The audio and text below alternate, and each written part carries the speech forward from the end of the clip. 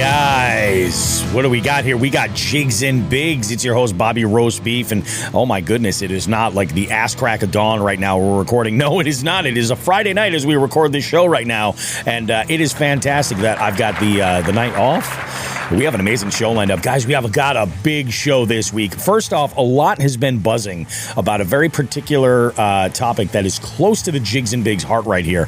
A lot of buzz going on around it, a lot of negativity, a lot of people are saying, but we're going to dive in and give our 2 cents on it because we actually have a position to speak on it a little bit.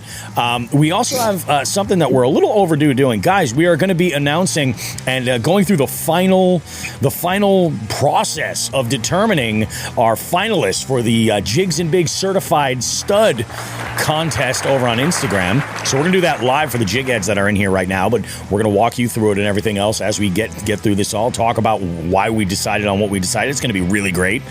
We also have, all kinds of good stuff to be talking about. We have 4 calls on the live well this week. We got the one and only Thiccbass TV in the house, in the beef seat. We have an amazing conversation. Let's go ahead and dig into it, guys. We got Jigs and Bigs. Go ahead, get yourself something delicious to enjoy. Come on.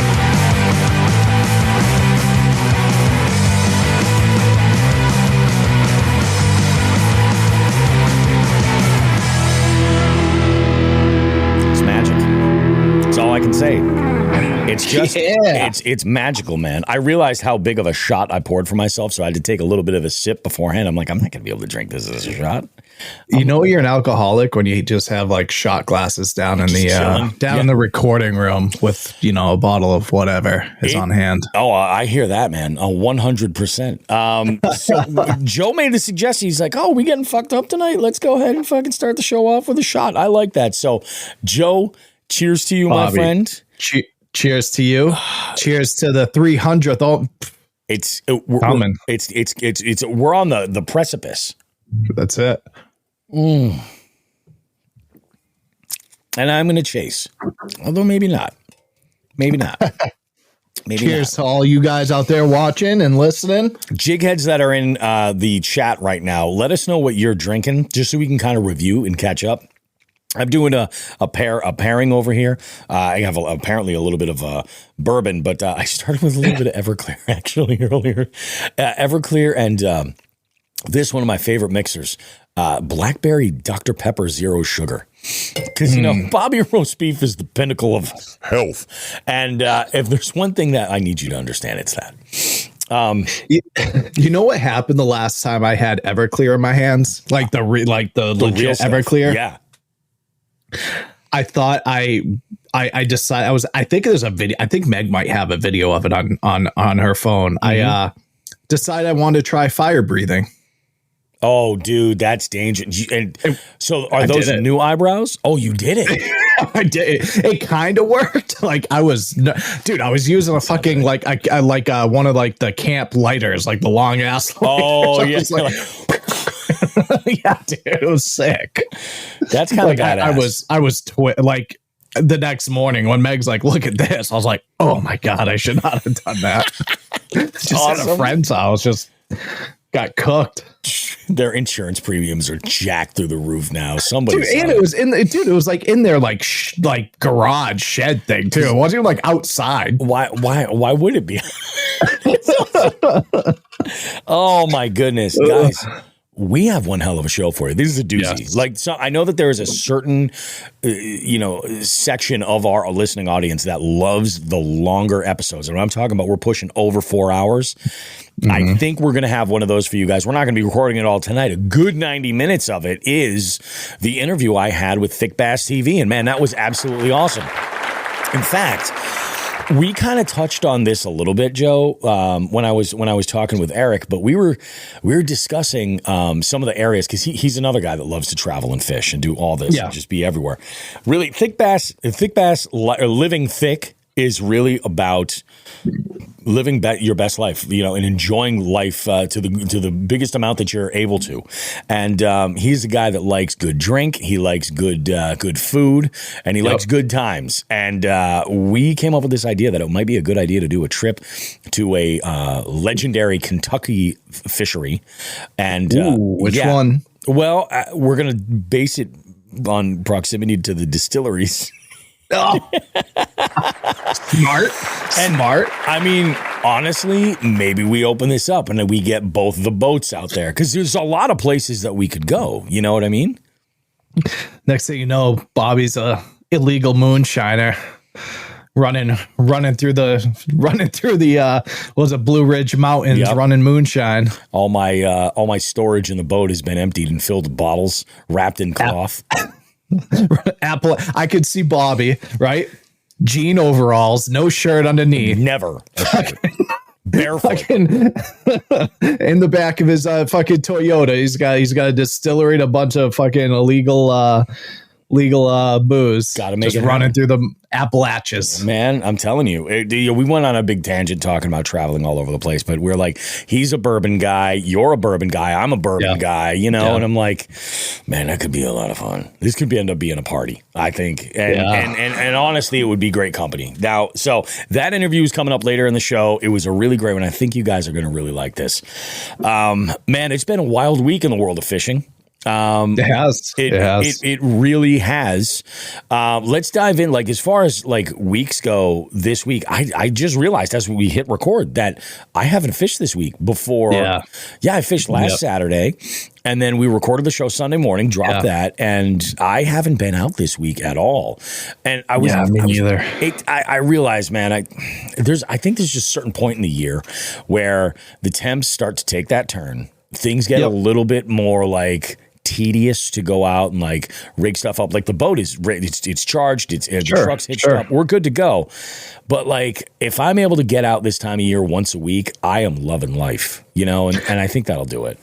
Yeah, you know what's getting me? Like, same thing. My rig's ready to go, and like the weather, you know, it's like the weather is what it is. But we've had shitty weather too, like random rainy days when it's only like 35, 40 degrees. But dude, I don't know if it's the same by you, but all my local haunts, they've started to draw them down, and they drew them down fast. Like I can't, like the spot you and I fish right by my house. I don't even think I can launch into there now. Oh, really? Like that's how fast they drew it down. I was curious because last time I was there, I was like, this doesn't seem like it seems low, but like no lower, like just because the water levels everywhere are low. But they just they opened that dam down over by Route 9 and just let it rip, dude. And fucking. And then another spot I actually saw Bogley puts on Facebook that was down like Singletary, actually, which I love. I love fishing. I love fishing Singletary because dude, so that place is awesome. So Singletary around here is like super underrated because you can get into like the grass flat. You have grass flats. You have great topwater pads. You have deep ledges with rock. It's like, dude, that place is like slept on around here for fishing because it has so many different, and it has smallmouth, largemouth.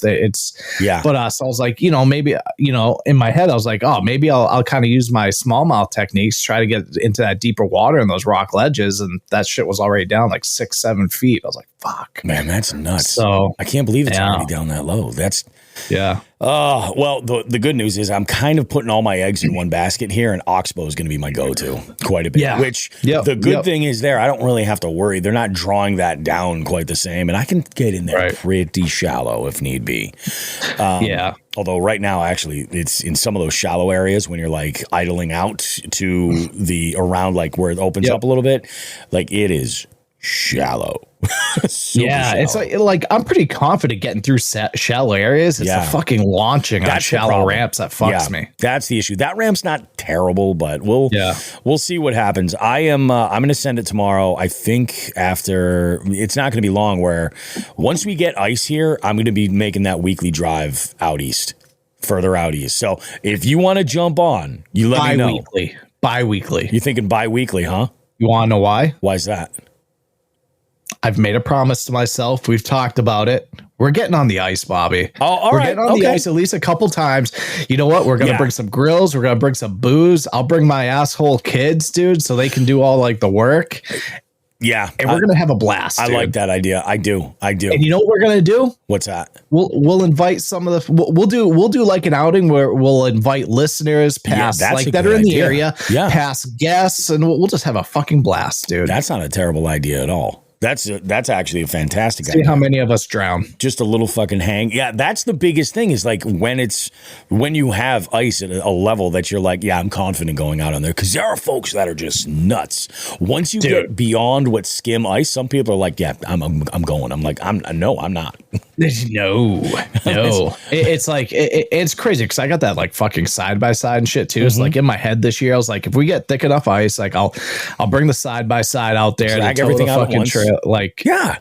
it's you know what? I'm gonna make the bet. Like, I don't want to ice fish. Like, it's not my preferred method of fucking catching fish. Sure, but I'm gonna use. I'm gonna take what I got. Yeah, you know what I mean. In some cases, it's the best you can do. Like, it's the good thing for me is like it's not like sometimes being tournaments and stuff, sometimes fishing can be stressful, whereas like this, it's like super laid back. Like you just like, oh, you get a flag up, like cool, I'll mosey my way over there, see what's on it, and fucking, or tell the kids or whatever, like, hey, go run and get it. Oh, you missed it, dang. Make sure you bring the shiners. Bring a beer back though, bring a beer back over. Yeah, I think this might end up being the year just to kind of get out there and do some stuff, because like I'm trying to set up some travel, but I'm like, man, this is crazy, because this year it's tough because we're going out of town for the holidays, so it's going to be a challenge. We can kind of getting a plan together for all that. It's just it's going to be wild. So yeah, this week for me was a lot of work. I added, like a psychopath, I added a 7th account, and the first night was Thursday night. And it's a Thursday night trivia night that's 9 to 11. And it was awesome. It was so good. And like, I couldn't say no. Like, geographically, I drive past this place on my way home from my previous. So it's a new venue, it's completely. Brand new venue. Not a new night. It's a new venue. Nope. It's a whole new venue. This is awesome. Wyckoff Country Club. It's right in town, right where I am. Yeah. And they've got new owners there, and they're trying to breathe some life into like a country club that kind of got like written off a lot, but they're sinking money into it. They're like the entire facility, the clubhouse, the restaurant, the banquet facility, all that stuff. It's brand new. It is so well updated. It looks so awesome. Good. So yeah, they're killing it. We had a great time Thursday night. I mean, all this week was pretty freaking awesome. As far as work goes, I got a couple of things done I've been working on. I have been doing some strategy work with the podcast, because Joe, we're 5 years into Jigs and Bigs. Crazy, dude. Like, April of this year was the 5th year anniversary, which is insane. And I'm like, okay, this show has done some really fantastic stuff, but it can do more. You know, things are gonna get, it's gonna get even better. You know what I mean? We can do more. So I'm toying around with a few things. I've been doing some research. I've been taking all kinds of notes, all kinds of stuff like that. I had a great conversation with Sean the Fisherman about the hot topic we're going to cover in a little bit. Yep. And it was just, I need to call Sean. I haven't talked to Sean in a minute. I got to reach out to him. Dude, he is the busiest retired guy I've ever met in my life. Dude, but you know what? That's what happens with military guys when they retire. You know, like, they can't have the idle hands. You know, they got to stay busy. He is working, like he's working for a school department as an athletic supporter. I mean, athletic director. Yeah, I saw that. But you know, he's out there getting it done. But like, they've got him running ragged. Like, he doesn't, and that's the thing about Sean. He dives in and he doesn't fucking stop. You know, it is absolutely bananas. So, so your week, how'd your week go? You do anything fishing adjacent? As eventful as yours? You know what I mean? Like, it's, you know, it's, and I'm going to talk about this in the tip today. But it was just kind of like, it's almost like a depressing time of the year for us, because it's like, man, everything's slowing down. Like, going out fishing's like kind of a pain in the ass, because I got to figure out what bodies of water can even support it, and the fish are just kind of like, fuck this. And so they don't want to cooperate at all. I've kind of already gotten into like prep mode for the 2026 season, and kind of, there's a new trail, tournament trail that I'm gonna hop on for 2026. Really? Yeah. So Thayer's Marine, who used to have a pretty big legitimate trail back in the day, is bringing it back. And big bodies of water. Yeah, like I'm talking like St. Lawrence, Cayuga. I was gonna say because they're gonna cover a long area. Like you're gonna be doing some traveling here. Good for you, man. Yep. That's so awesome. I'm gonna give that a rip. I got a couple friends that are also gonna do. I think Bogley's gonna be doing it, and then I got a couple other friends that are going to hop into it. Dude, that's awesome. So looking forward to that. So starting to kind of do my research for that. And dude, outside of that, dude, it was just kind of like a lame-o week for me. Like nothing crazy, fucking work. Had a new couch delivered today. That was That was my excitement for the day, Bobby. New couch. Having a new couch and kitchen table because Meg wanted a new kitchen table. Yeah, of course. I did meet my new baby niece the other day. Well, that's cool. Yeah, so that's You're awesome. already her favorite, I assume, right? Eleanor Jacqueline. Yeah, she's awesome. That's awesome. What a good name. Eleanor. So it's funny. So ready? I know you're kind of a movie guy. Oh, but yeah. Where do you think the name Eleanor came from? See, anytime I think Eleanor, I think everybody's named their Eleanor after my Eleanor. So it's a hard pick. That's right. I didn't even think of that. Who movie characters named Eleanor? I'm drawing a blank. So it's kind of like so my brother-in-law's a gearhead. Okay. Gone in 60 seconds. Okay. That's kind of awesome though, because it's a great name because it sounds like it could be. They're like, Eleanor Roosevelt, how regal. You know what I mean? Dude, I love the old school like vintage names, man. Like one of my other nieces, her name's Mabel. Yep. My friend's daughter's name. Like I love those old school names. They're kind of coming back. But Eleanor Jacqueline, middle name's after my mom. So yeah, dude. So I went and visited them, met her. Still tell my sister that I can't believe she's not a lesbian because I still think she kind of is, but I'm still not convinced. She's like, "Are you convinced now?" I'm like, "Not 100%, but we're getting warmer. We're getting warmer." Yeah. It's fucked up. But dude. Other than that, I'm just ready. Usually we're talking about how our weekend went, but now, we're recording on a Friday tonight. We're talking about what our weekend's going to be like. Yeah. But, dude, actually Sunday, dude, this is when you're getting old. Oh God. Sunday's my birthday. I forgot. Already? It feels like you just turned 40 dude, like a couple months ago.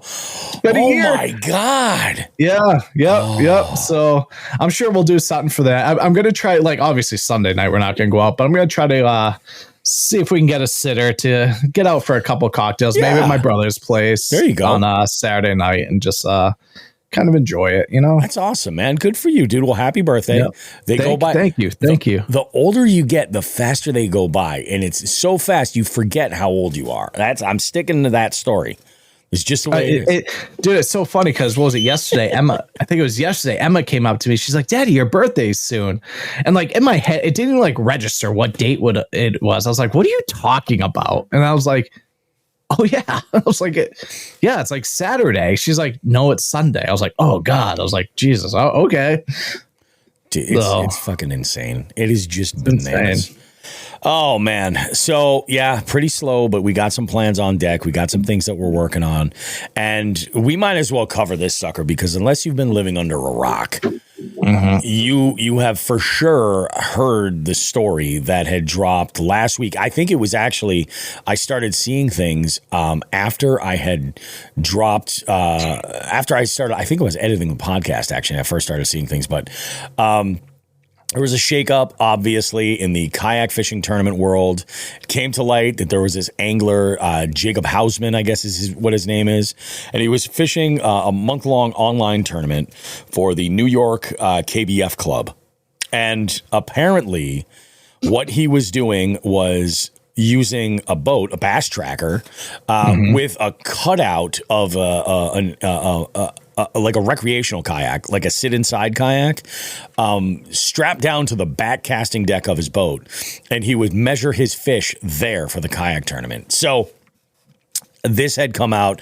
I guess there have been accusations that there's been cheating in the past. He was involved with some stuff over in the Kayak Adventure series as well. Like, there's been speculation about this angler, but I don't know that anybody really expected that this was like going anywhere, to this level. This is way over, This is a big deal. Like, who's going to buy a kayak? And approve that share, Bobby, so people could see. Yeah, let's take a look at it right there. So that's what it is. And you can see the green kayak that he just kind of cut out. And, the internet has been having an absolute blast with this. They've been talking about having folks...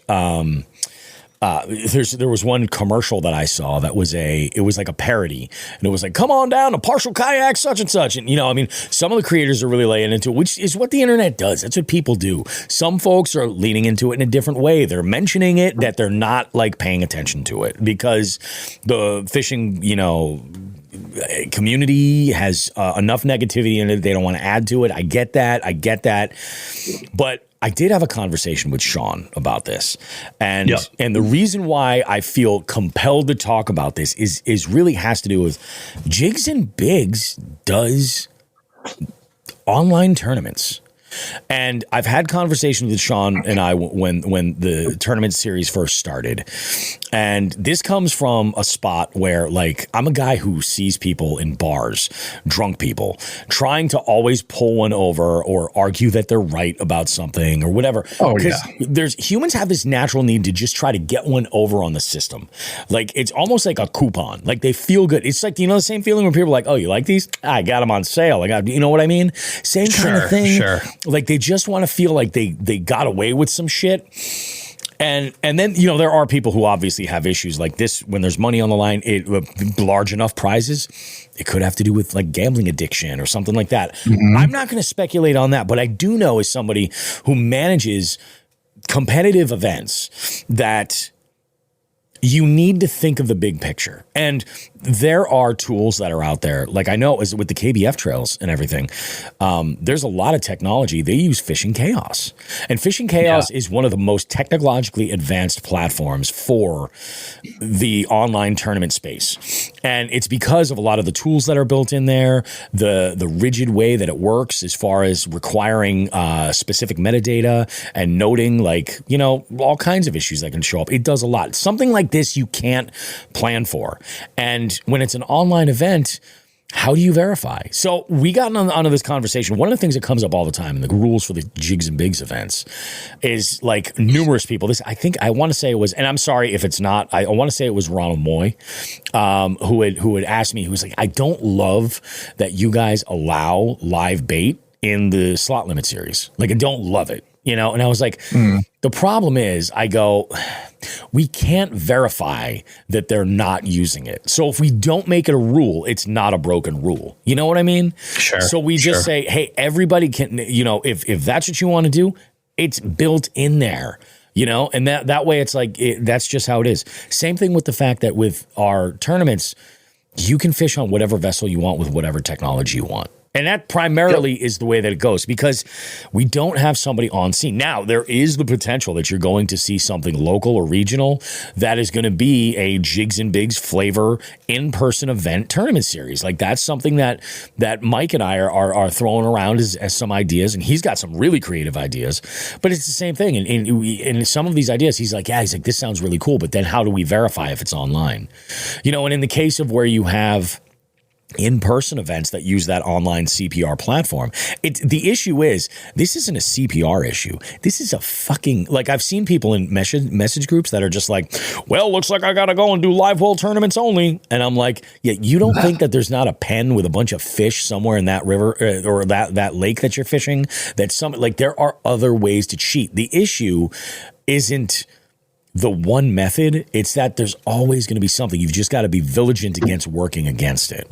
And, so, like, that's why Sean and I were talking about it. I was like, yeah, our tournaments are kind of set up really great because we think about this stuff in advance, Yeah, it's like what hill do you want to die on? You know what I mean? With like the live bait thing. It's like I can't verify it, and it's like we've had conversations with Zek and Josh about doing tournaments where, and I would love to do a tournament where like, oh, it's got to be entered on, you know, the baits that came from the bait shop from Dark Horse Tackle or you know, which is it's a great idea, but to some extent like.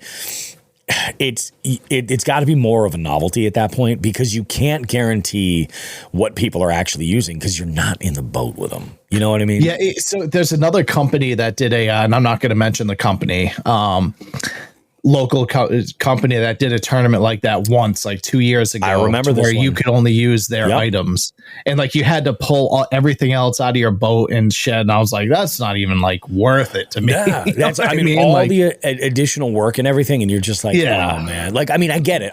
Dude, it's a great idea. All of these baits where you have to, you know, you can't have any gear in your boat. You're going to hand somebody a box. Everybody's got the same thing. I love that idea for content, but to do it in a competitive fashion where there's money on the line, you bring in some real pieces of shit. Like I'm just saying, like 90% of the people I have met that are into competitive fishing are awesome and they're on the up and up. And that's the thing. I want to give more of.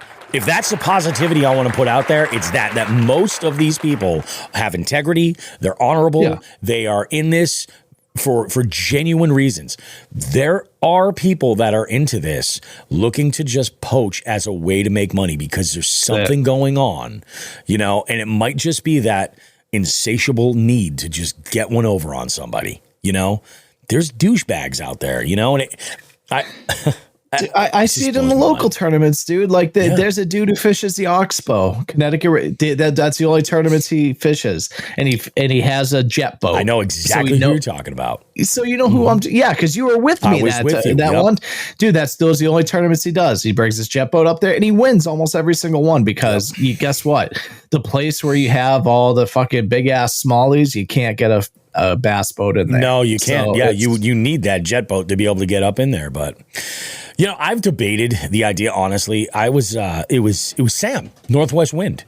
You know, he's got a jet conversion on his Merc. Yep, and it's fucking pretty sweet, man. I'm like, I kind of don't hate that idea. Yeah.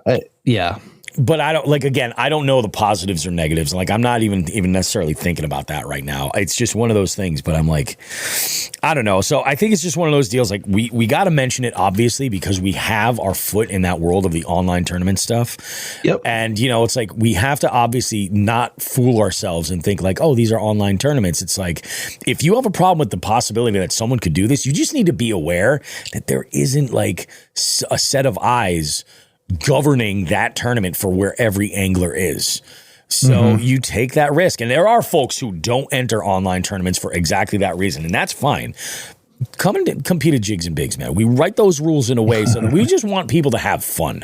You know, that's really ultimately what it gets down to. So, man, I was like, and when I say everybody, I mean literally, Joe. I have DMs from quite literally everybody who I've had even half a conversation with sending me this thing. And I'm like, oh my God, I know, guys.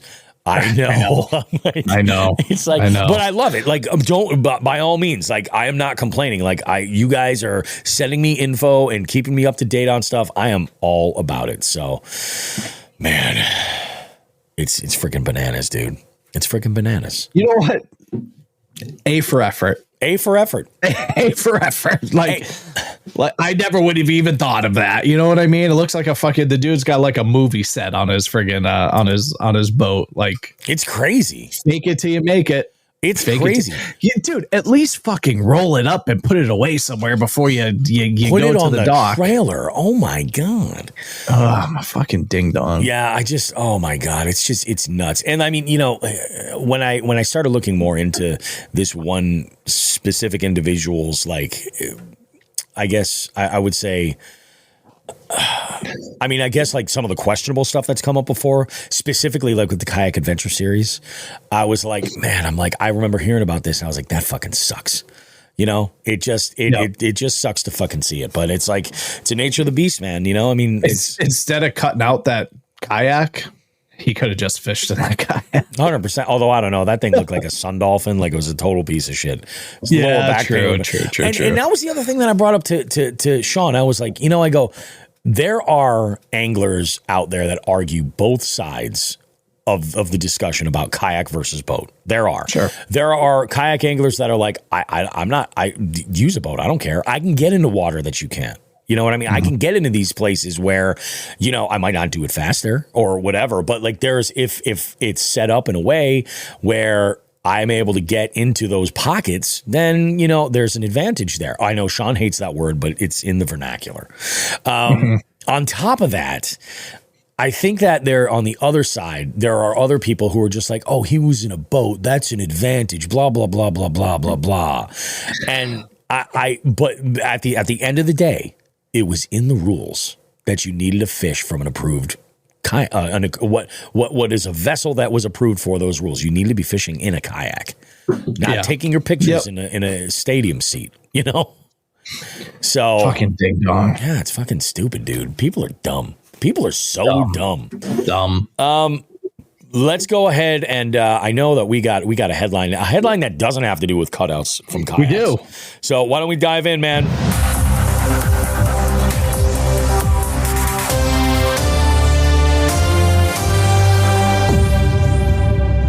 All right, here's what we got today. 13 undersized largemouth bass found during bust, and kicks off a string of wild New York fishing violations. Hang on, Bobby. Yep.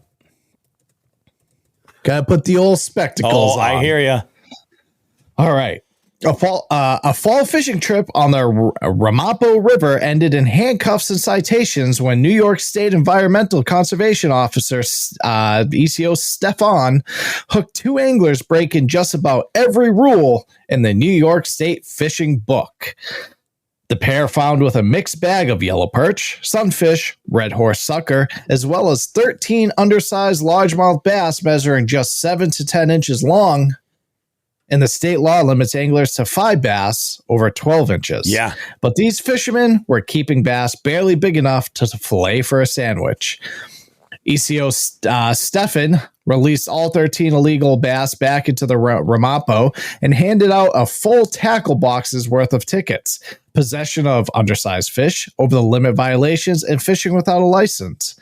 The largemouth bust kicked off what turned into a busy month of fisheries enforcement across New York waters, from the Hudson Valley to Long Island Sound, where officers uncovered everything from hidden blackfish stashes to a commercial striped bass scheme involving hundreds of untagged fish.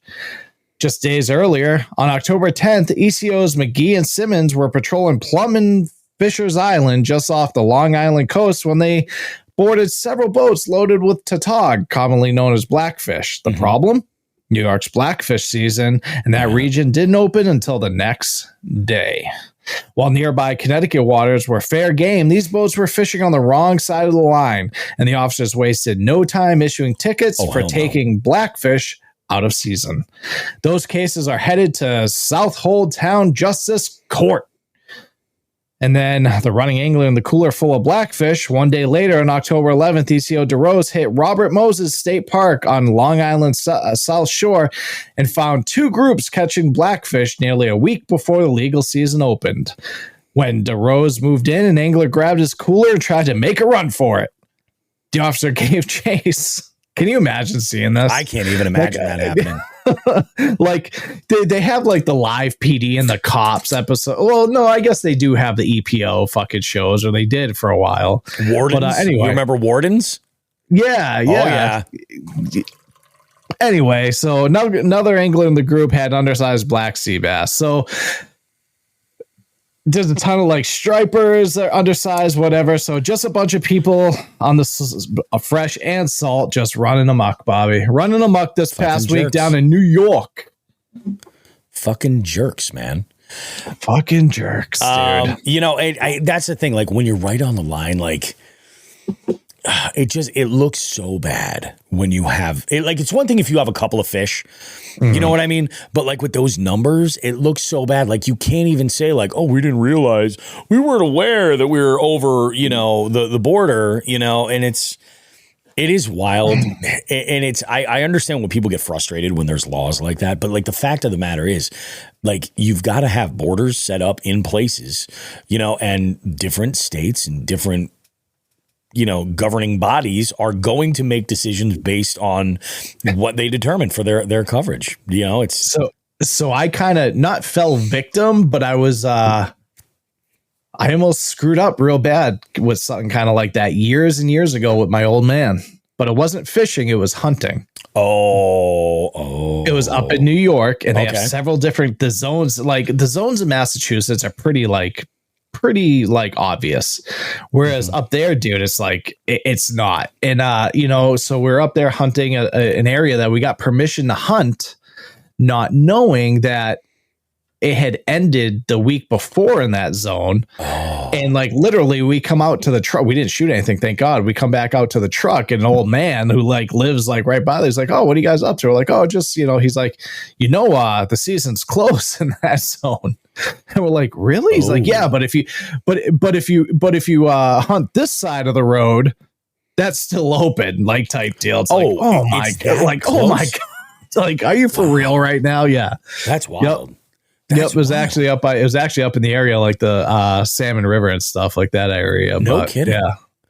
Man, I thought you said you were going to get back to the truck, and there was like a bunch of fucking like EPOs like all over the place. Like, what the fuck are you doing? Also what, I don't know how it is now because I haven't hunted there in a long time. Yep. But that was also the same hunting trip that I almost fucking killed somebody because I didn't know that blaze orange was not a requirement up there at the time.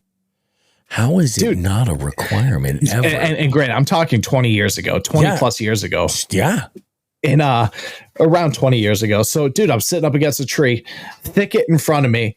Like, dude, this is like my first like hunting trip, like deer hunting trip. So I'm like all gigged up and like whatever. Sure. And sitting up against this tree, and I see this thicket, dude, just like, you know, moving around. I'm like, oh my God. It's like the only thing that could be is a deer.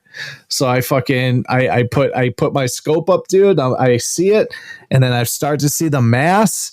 And then, I mean, it's real thick in there. Sure. Start to see the mass. And then this whole fucking like 70-year-old fat guy in fucking just straight up camo, dude, walks out. I literally had my optic like right on his chest. Oh my God, dude. Dude, at that time you did not have to wear orange. You know what he does? What's that? You wave?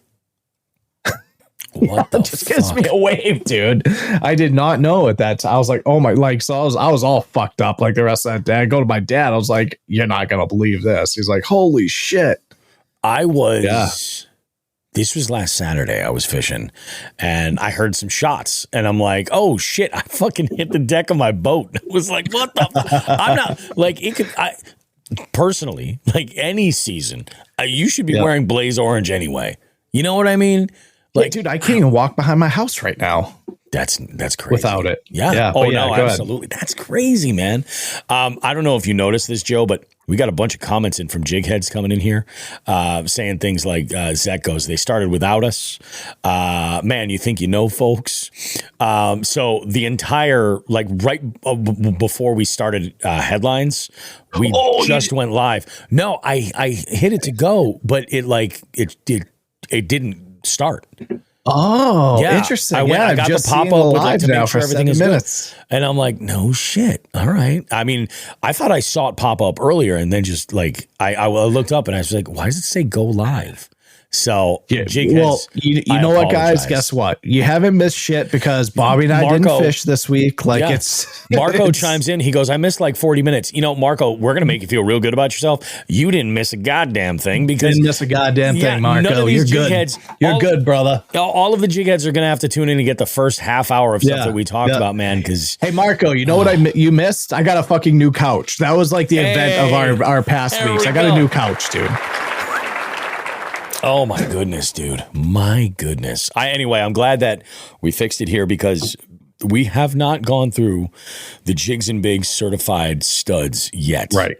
But we've narrowed it down to 22, right, in total. And we're going to go through live with you and figure out of those 22, which ones are going to be selected into the next into the drawing where we're just going to go ahead and set it up and spin a wheel. I think what we're going to do is we're going to spin that wheel at the 300th episode party. We'll have it ready to go. We'll spin it there. Like, I know everybody's like, oh, you got to make us wait that long. But this way, it's one more thing I can put on the show lineup as like something that's exciting and could be kind of cool because if the person's there, they could get their prize right there. That would be great. Yep. And if you win, we'll make it worth it. That's what I'm saying. This whole time I've been like, we're going to make it worth it. Don't worry about it. Don't worry about it. It's all good. Yeah, Marco says he's going to be listening again on Monday night when it's released, dude. And that's what I love to hear, you know? It's little bits and pieces all over the place. I did do something this week, Joe, that was really good. I got to tell you, like, I have been loving visiting the bait shop over at Dark Horse Tackle. I have been loving it because, like, I picked something up this week, all right? And I was looking. There's the jigs that I ordered. Those the PWR XTs. They're really fucking nice. Like, I like them a lot. And I wanted a couple more in a couple of different colors. So I was like, I'm gonna get some of those. I'm gonna get some other plastic, some trailers. And then I was like, you know what I want to do for this other one? I'm just gonna throw one of the packs on. Have you dabbled with a pack yet? I have not. So for those that don't know what the pack is, there's two options when you have a subscription, or if you want to buy a la carte, you can buy a month's box with all that stuff from that box, or you can buy the pack. And the pack is like, there's two ways of thinking about it. One way could be thought of as like, I don't really necessarily need a bunch of tackle each month, but like a little treat might be a nice way to do it. Like, it's a little downsized thing. You can kind of get in there.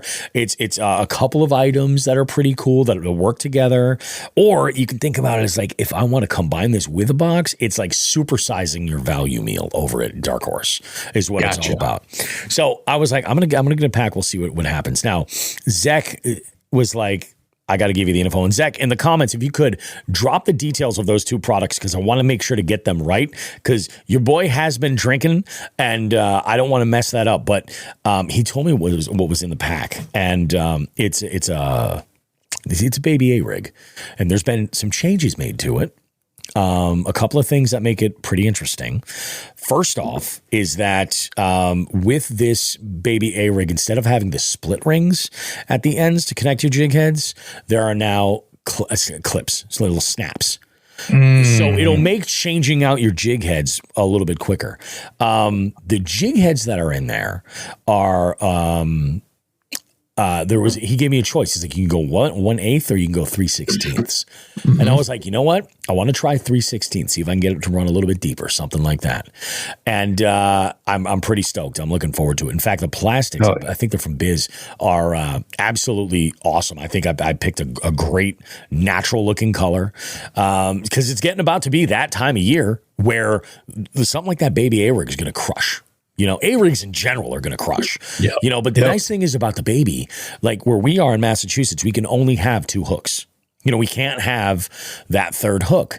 So with the baby, you're only eliminating one of them versus with a larger, 5-arm, Alabama rig, you're limited there to three dummies, So here we go. There he says the pack is the Bass Dope Baby A-rig, right? The Smack swim bait heads and the Biz Bait swimming minnows. Fucking minnows. And it's it looks pretty dope. But during this conversation with Zach today, he goes, there's a little treat. There's a little treat in the December box. It's a little Christmas gift. And it's a pretty dope swim bait. It's a pretty dope little swim bait. Yeah, it's pretty badass. He showed me a handful of the colors in there. There's, if you want something classic, like, and I don't know. I mean, I'm excited because these suckers could end up in the bait shop, in time for Christmas too, which is pretty badass. So like, that's the thing. In fact, I had a conversation today with Adam Ducharme. He called me and he was like, hey man, we're doing some, because I put the hitchhikers in there for you, those of you that live in the fascist states. Yeah, well, man, here we are. I was talking with Adam, and he was like, he's like, I'm trying to put together some good stuff for the kids for Christmas from Dark Horse. He's like, what do you recommend? And I'm like, you know what, dude? I was like, honestly, kids, I'm thinking of like the gear, like how they want to fish. And I was like, you can't go wrong with getting an HH Customs micro koosh ball bladed jig, right? And some guppies.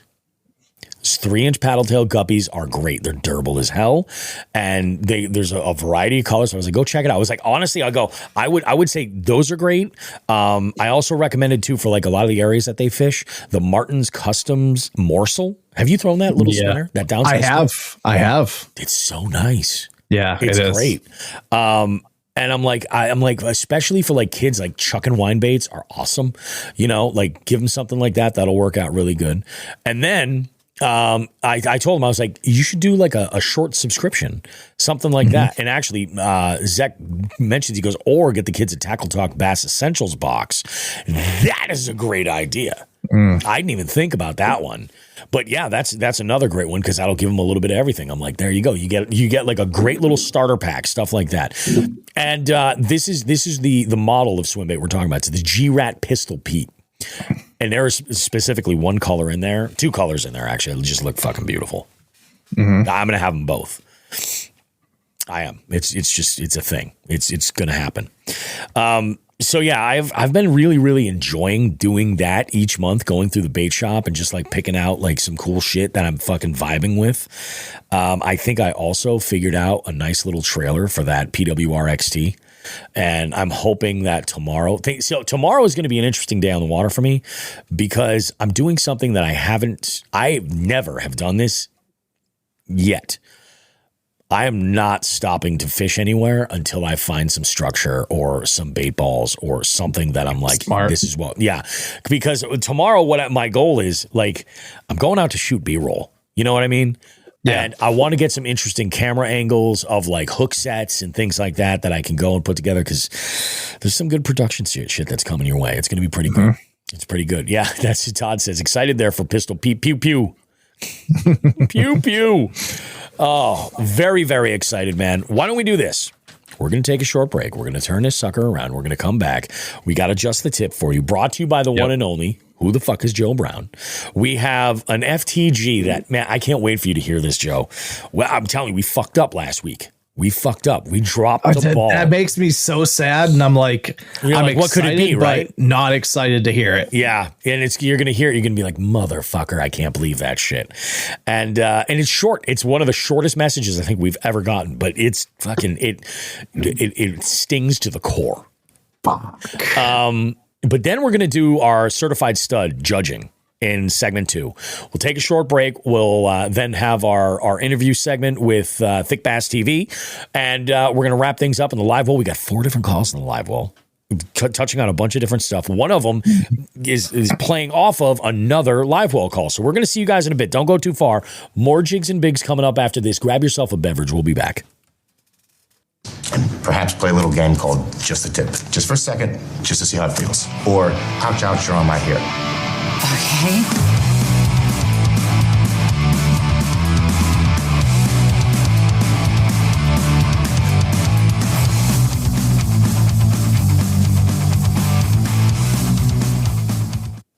All right, Bobby. So winter is coming for us. It's a very unfortunate thing for those of us who love to hop on our boats in that nice warm weather and go and smash some greenfish, right? But you know what? Just because it's winter and the weather doesn't really allow us to go and do what we love, it doesn't mean that you just put it all to the wayside. There are still ways to keep the bass fishing life alive. You can keep and we're going to fishing. talk about that a little bit.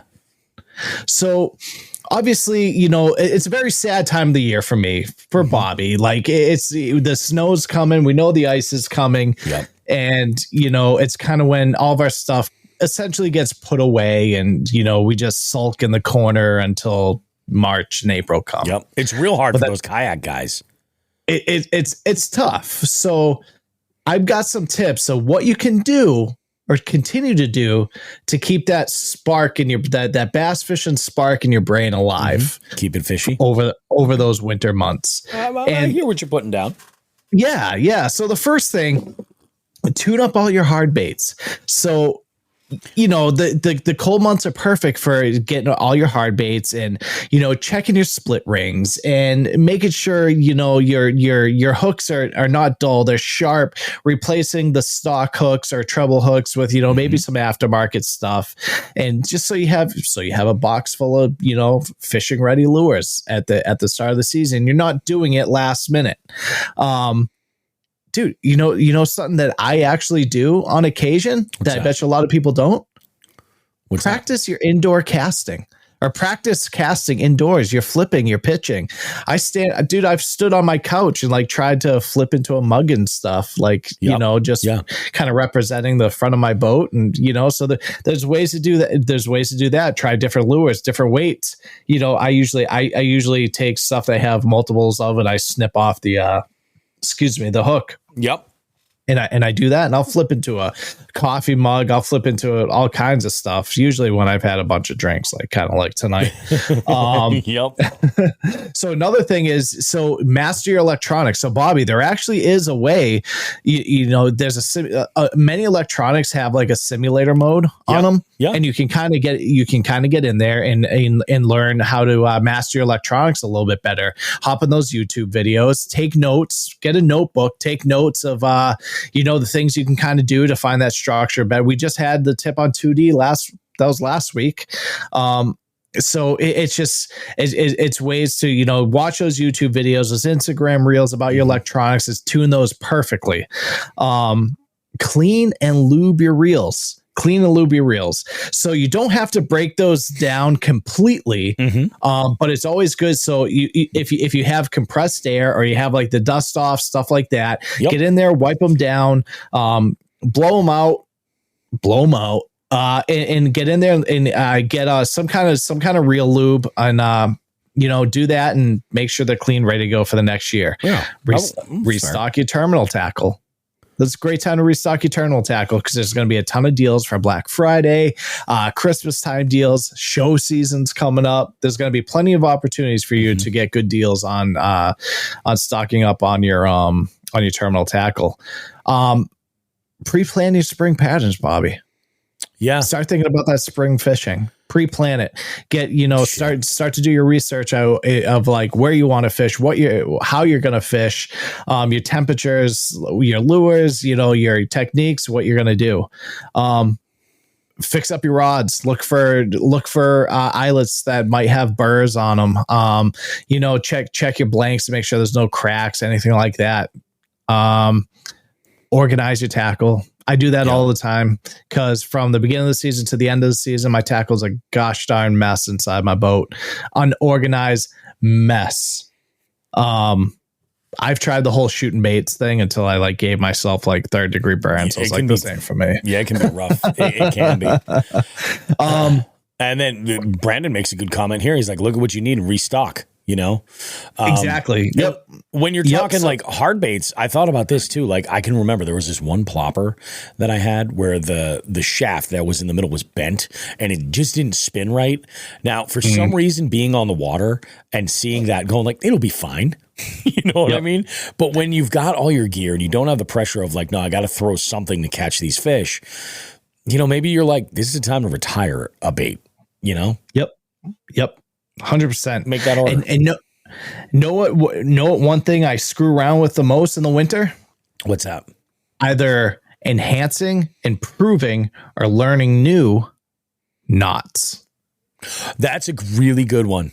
That's a fantastic one. Yeah. Yep. So, because dude, there's been, I went through a time we talked about, I think, Paul, I don't know if we talked about it on the show, but I know privately where, I went to some new braids, some new fluoro, and my knots just were coming undone at one point. And then like, it took me a few weeks to kind of realize why they're coming undone. Once I fixed that issue, I had no problems, but, so guys, show season's coming up. Get out, like the northern, you got the Columbus Fishing Expo that I unfortunately will not be able to attend this year, but I always spend a shit ton of money at. Oh yeah. You got the New England Fishing Expo. There's so many different expos around.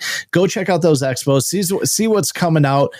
You know, speak to people that watch videos, you know, mess with your shit. Like guys, we don't have to be completely depressed over the winter months. There are ways to kind of keep that spark alive. And that's just kind of what this tip is this week. No, I think that's awesome. You know what is, I think maybe the task in those winter months that I like to do the most is get nerdy with the maps. Go and jump on your Navionics maps. Go and look at like on the Omnia app, whatever like topo maps that you've got access to. Even better, go and look at the shit state by state and look what the state's providing and weigh it up against something like the Omnia app or Fishbrain or whatever it is that you want to go and go look at that stuff. In fact, maybe like the winter is a good time to not do this shit on your phone and install that app on your tablet that's got a little larger screen. Or if you're like me and you're fucking real bougie, like go and fucking set your laptop up, connect it wirelessly to your TV, and just go ahead and you're like, oh, I can see all this shit now because it's 100 inches or whatever. Yeah, yes, I've done that. It's fucking crazy, dude. You're like, whoa. And the shit that you can put together, like that saddle will stick out more to you there than you know, and you'll be able to find some stuff, and it might unlock some things where you're like, you know, I never realized that there was this structure so close to where I had been fishing that maybe I was just kind of overlooking. And then, you know, when it's real cold and it's ice out and it's slow, then you go ahead and you scan over, you see what you get and you make notes, you know, but if you go into it with a plan, you can get the most out of it. Yep. 2 more additions to that tip real quick. That just made me think of that. First, if you are in those northern states that do drawdowns on lakes that you fish, this is a great opportunity to see where those secondary points or some of that structure is, like how far it goes, because you get actual physical eyes exactly on it. For those, especially those who don't have electronics, stuff like that. A few years ago, it blew my mind when I saw a piece of structure I didn't even know it was there, and because they drew it down real low in a local spot. The other one was, God damn it, I lost. Do yourself a favor. If you're huge into fishing like Bobby and I are, and Bobby and I have been pretty good about this last couple of years, think about or plan out getting to a body of water that you've kind of dreamt about fishing. That might be in like a driving distance or not so far. Like I've had the opportunity to fish Hartwell, St. Lawrence River, West Point Lake, like something like that, where you can get out and fish something you never even fathomed of fishing, that you typically only see on maybe the Elite Series or MLF or like YouTube videos. Like, there's nothing wrong with having a little bit of a dream to get out to some of these bodies of water, whether it's on the bank, at the kayak, a boat, getting a guide. You know, check into that as well. No, I think that is awesome. That's a good tip right there. So make the most of that idle time when things get either so painfully slow or like when literally it's frozen up here and you're not getting out on the water. So no, that's really good, dude. I think that's a really, really good tip. So, all right, let's go ahead and do it. Yes. Put back down. Not yes. Put back down. I'm just going to let this speak for itself. Oh, how's it going, eh? You assholes don't even mention the FICC on a November 10th podcast on the 50th anniversary of her sinking, and then in the same episode claim to be an honorary Midwestern fisherman? FTG. Oh, no! Totally didn't think about it. Now, I will say, when I recorded that interview with Caleb, it was days before the 10th. Sure. So it wasn't even on my in my mind necessarily, but man, I'll tell you, that is the danger of podcasting right there. You verbally document everything, and yeah, that fucking hurt. Fuck us, Joe. The old fish. Fuck us. Fuck us. God damn it. God damn it. He's right. You know, dude, Veterans Day. We didn't mention anything for Veterans Day. God, we are assholes. I did special Veterans Day trivia. Like, and again, this is the second time I had to tell people, I was like, I need your military ID. They're like, why? I was like, listen, I don't want to get into an argument about stolen valor. I'm like, so they're like, fair enough. That's okay. So like everybody who made it, who was like, okay, I get it. I was like, let's just call it your birthday and I'll give you those points. You know what I mean? I'm like, fuck you guys. You're right, John. Fuck you guys. Fuck us, dude. Yeah, I was like, holy shit. Yeah, you're right. I had a trivia team on Monday that was named the Edmund Fitzgerald. And I closed trivia that night playing the wreck of the Edmund Fitzgerald. And these dudes, I was like, it was the bartender's boyfriend and like a bunch of his boys that were playing. And I was like, hey, does your boyfriend fish by chance? And she's like, oh my God, he loves fishing.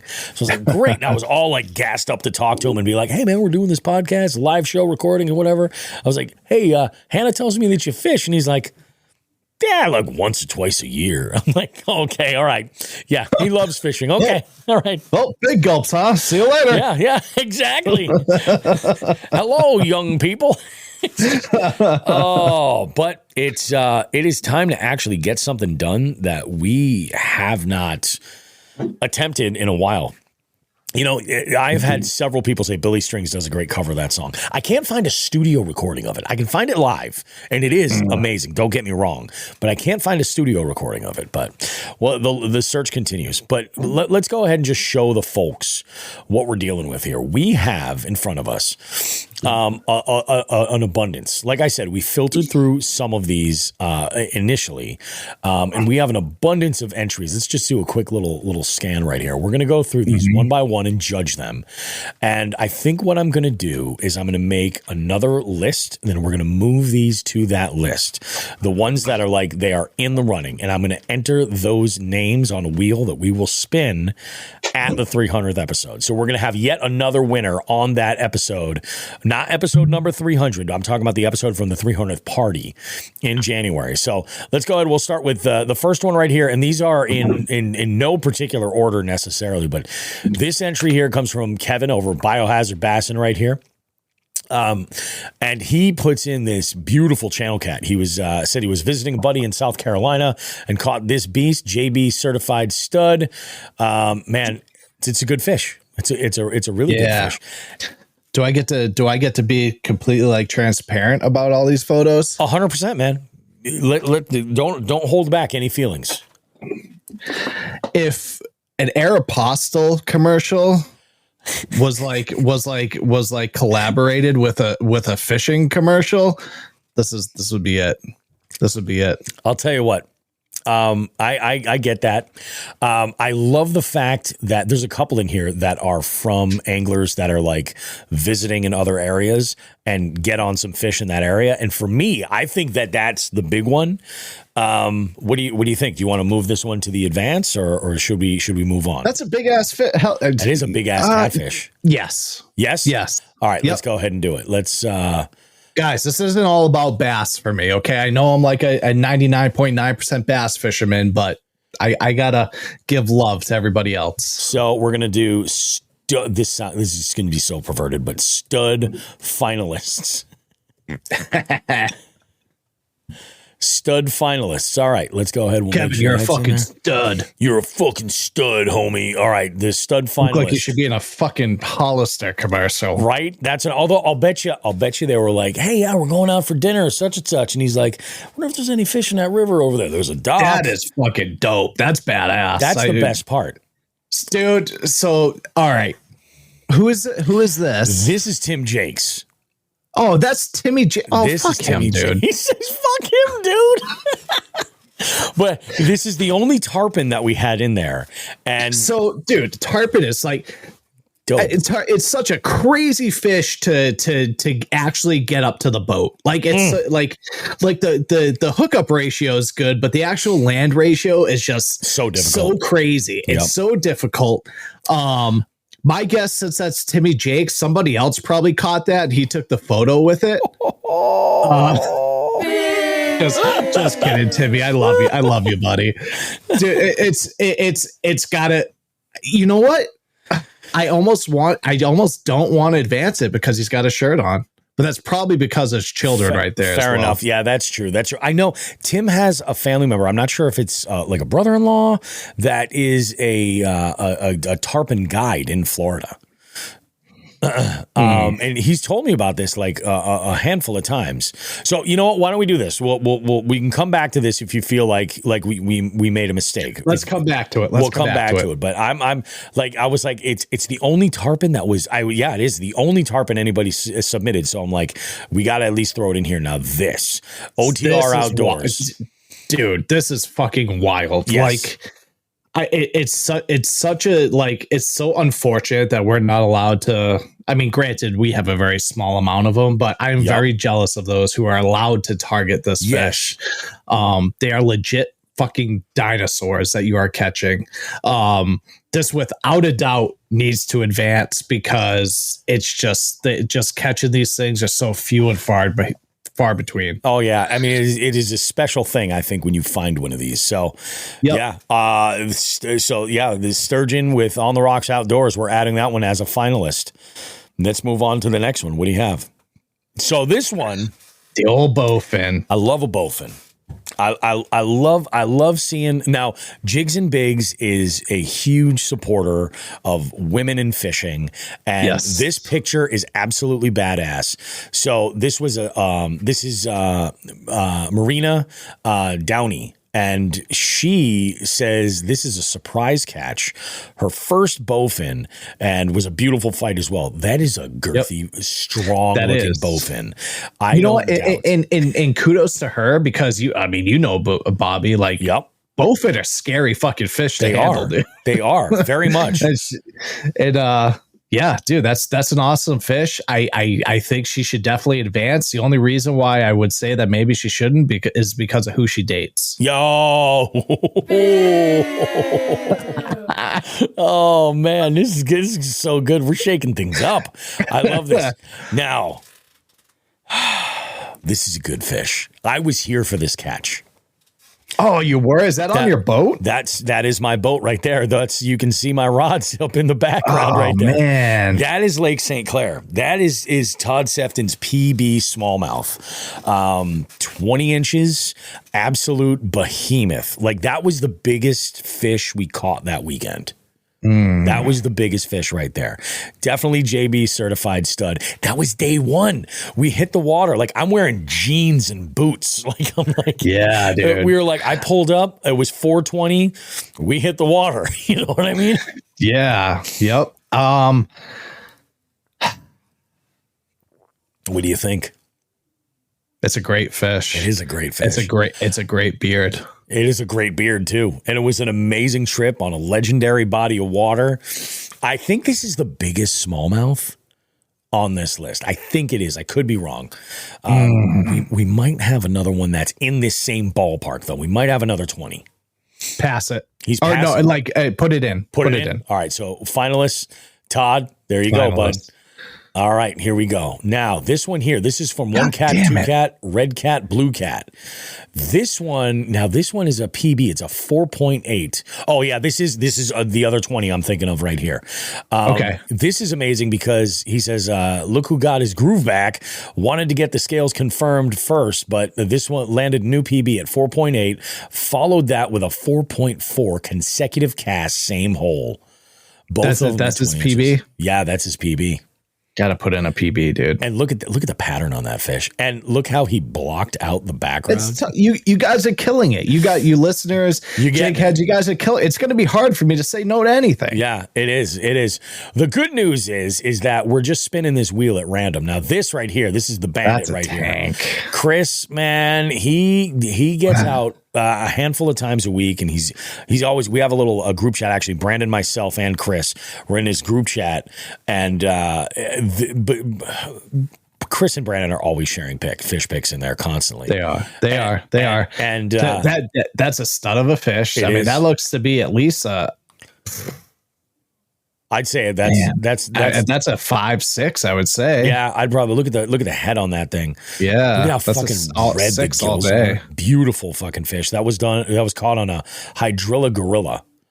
No shit. Yeah. feel like if I say no, he's gonna like find me and kick my ass with those hand I don't know. tats. He's feeling pretty good about life right now. He just got married, by the way. Congratulations. Oh, good for him. Congrats, man. I think it was last weekend. Oh, good for him, dude. So, like if you need any pointers, don't reach out to me. I'm on my second. I mean,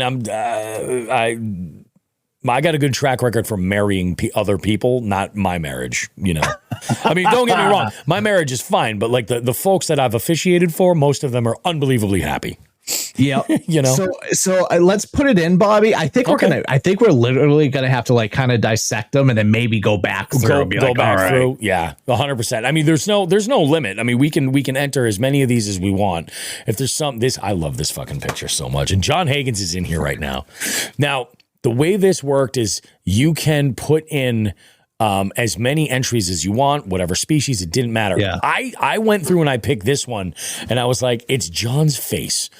I don't know if this is going to zoom. So that's what I'm trying. Like, I haven't even looked at the fish once. I'm only looking at his face, dude. It's awesome. It's perfect. It's giving me like John Candy, the Great Outdoors vibes. You know what I mean? With the bucket hat and everything. But he almost looks like surprised. And John's no stranger to large catfish. And like I said earlier, like he just got a pretty good injury from a giant blue. John, come on, you're better than that. You're like, better than that. I'm like this picture's he looks surprised. It's great. It's I love the bucket hats. What is that? What is that? A flathead? That's a flat.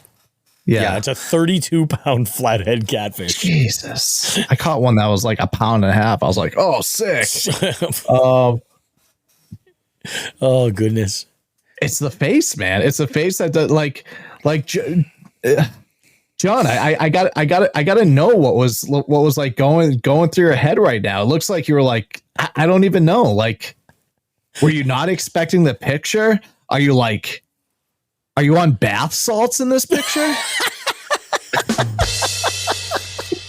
Like it's something. It's one or the other, dude. Are you just like wicked tired? Although I will say I think a lot of catfish pictures, because a lot of folks fish for catfish primarily at night, you know, and they're in the dark. Right. So right. Like, he probably hasn't slept in 3 days.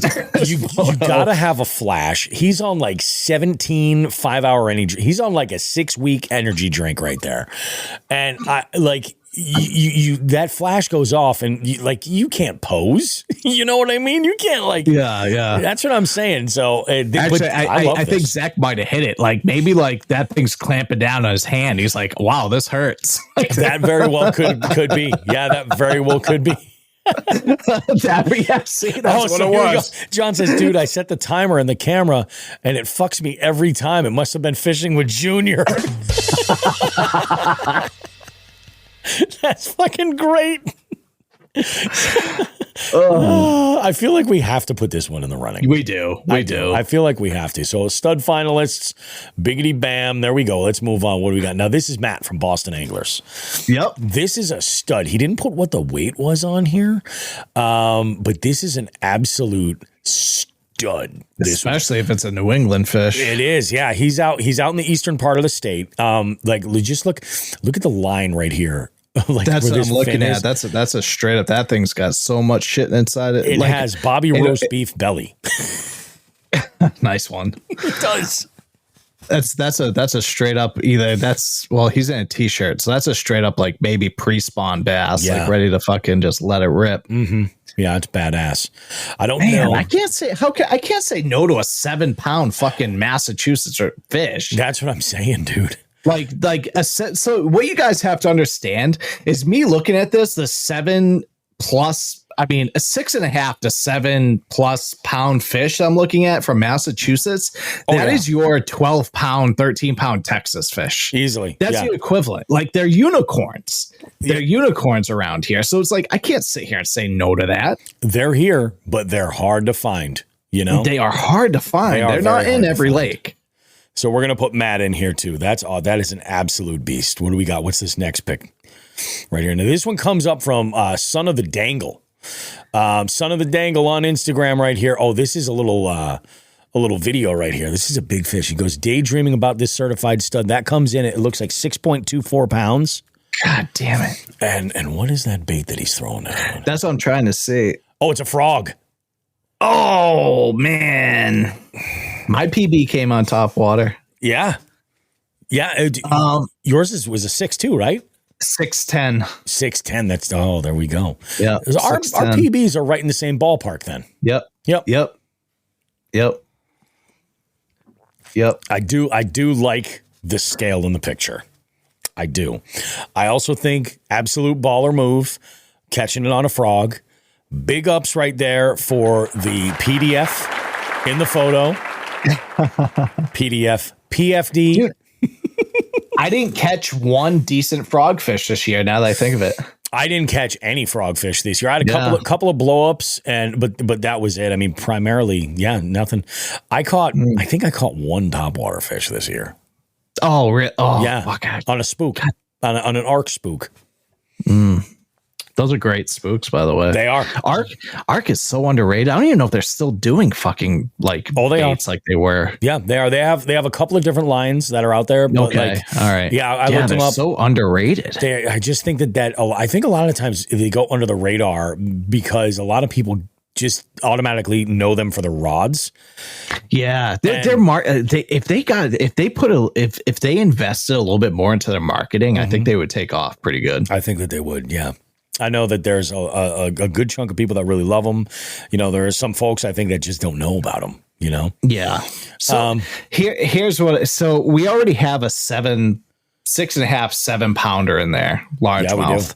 So I'm on the fence about this one, Bobby. I'm going to let you be the final decider on this one. I'm going to add it because we know it's on a frog. That's true. That makes it stand apart. That makes it stand apart. Where is he located? That is a good question. Let me go ahead and take a peek, open up, and see if his profile says that. Kicking bass. No, it doesn't say. I'm not sure. No. I'm not sure. Oh, God damn. Look at that Pop Max with the Batman symbol. Right. I'm going to have to reach out to him. I want that. Oh, fucking all of us fishermen were all the same as far as being bait nerds. Let me make sure I moved him over there. Oh, no. Dude, so like it's funny. Like I kind of told you, I kind of mentioned like how I kind of got my hands on some stuff. Like I've noticed I'm starting to get into that like collector aspect of where I'm not gonna. There's some baits I have that I'm never gonna open just because they're so fucking awesome. I feel like there's in every group of friends that fish, there's at least one or two in that circle that have like some baits that you're just not going to throw. Yeah, whatever. They're my Pokemon cards. You know what I mean? Like, and for some people, it's like it's like bigger swim baits, like really ornate stuff. Yeah, and for other folks, like for me, I'm a sucker for collecting the old shit. So like I've got I've got a couple of boxes of like Arborgas lures, like old like hula poppers and stuff in the packaging. Yeah, and I'm like, those aren't going anywhere. I got some other really old stuff too. But yeah, I think we all have that little part in us that just wants to collect. Yep.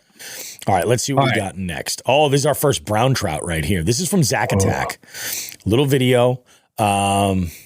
This is pretty badass. This was only entered in, what was it? Oh, this was a while ago. This a beautiful fish, though. It is. It's a gorgeous fish. The pattern is what did it. There was, I want to say it was Zack Attack that put in another brown, maybe even a little bit larger, but just the pattern on this one and the fact that it's one of the few video submissions is perfect. Is perfect. So I might take some flack for this. Yep. I love the fish. It's a beautiful fish, but it's the like certified stud. So like I want a picture of him with the fish. Oh, I see what you're saying. Okay. And that's why a beautiful fish, Zach, not taking anything away from that. Great fucking fish. Yep. Those red dots on are beautiful. Oh, yeah. And I know it's harder with trout, but I want to see you in there. I want to see you in there. I got you. Well, he's got a couple of different entries. I don't know if I have any entered in here. We might have to go and revisit. We know this guy. Oh, look at that guy. So this is Eli's biggest bass PB overall. Caught on, of course, a bait from Dark Horse Tackle. Of course. Yeah, it's an absolute tank of a PB. Nice job. Look at the freaking mouth on that sucker. He's long arming a little bit right there, but I'll tell you, with the long arm there, it looks like you could fit Eli's head in the mouth of that fish. Seriously. You know, it's serious. That is an absolute giant. That's a great fish. Giant fish for an Ohio fish, 100%. Yes, Ohio largemouth, yeah, 100%. Oh, did he say, was this caught in Ohio or Indiana? I think it was Ohio. So, do you say, what's that, like a 5.5, maybe 6? I would say he didn't put a weight in here, but I would say it's probably in that 5 to 6 window. Yeah. You know, it looks like a short fatty. Yep. You know, it does. It does. It's got the girth on that thing. It's fucking crazy. Yeah. And it's the head is enormous. You know, it's like enormous. Yeah. Is that his only entry that's in this? I think it is his only entry that's in here. All right, go ahead. Put it in there. We'll put it in there. All right, Eli. You can't call the hotline as much as you call and not get an entry in here. So this is from Larry Kruger Jr. Larry is Pig Jigs fam through and through. And I love the fact that he's represent. This is the reason why I selected this to go in here. I'm like, I love a smallie. I love a smallie on finesse fishing. And I also love the dedication to Pig Jigs. So I'm like, I got to throw that in there too. Yeah.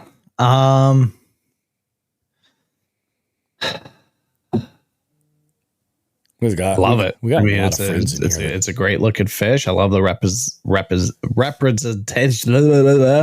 Let's take a look at the bait. What do we see for the bait here? It's not a. Looks like it's a paddle tail. What is that? It's not a kayak. No, it's not a kayak. I don't even know what head that is. That almost looks like a. It almost looks like a bullet weight. It's so I think I see an eye on that left hand side right there.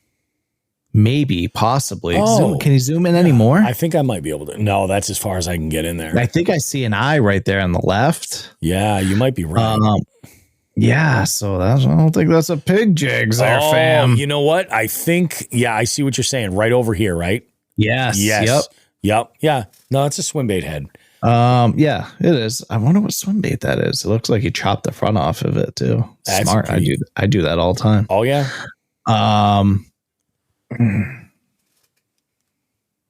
Great fish, dude. He's happy about it. Fucking throw it in there, Bobby. Throw it in there. It's not. It's no skin off our back. I feel like we're gonna be put almost everyone in there. I think you might be right. I think, is this the only pike in here? I don't know if it's the only pike. I love this pike. This one is from Robbie Munier, and I got the chance to meet him a couple of times actually. And nice guy, wicked nice guy. I should get out and fish with him. He's local to me, and that's a nice pike. I'll bet you I know where he is fishing for this. Right. But I love a big toothy critter on a board that's too small. So what's that? A 24-inch board? That's a 26-inch board. 26. Okay, so you got like a 29-inch fish right there. Yeah, I'll bet you it clips to maybe even 30. Maybe even 30. Yeah.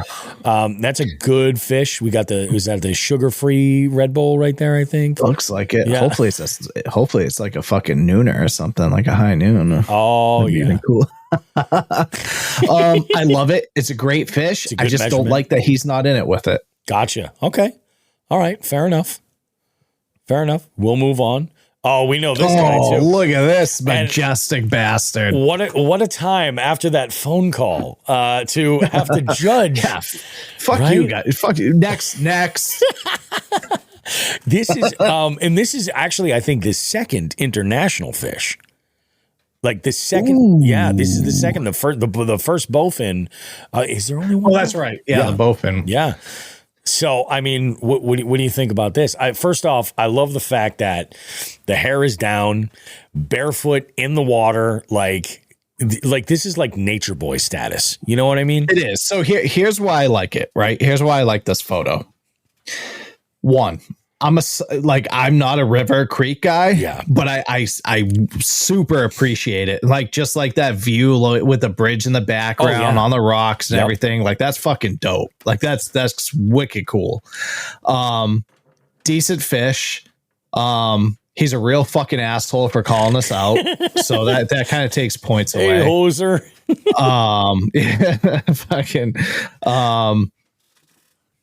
His hair's down, so that gives us points. He doesn't have it up.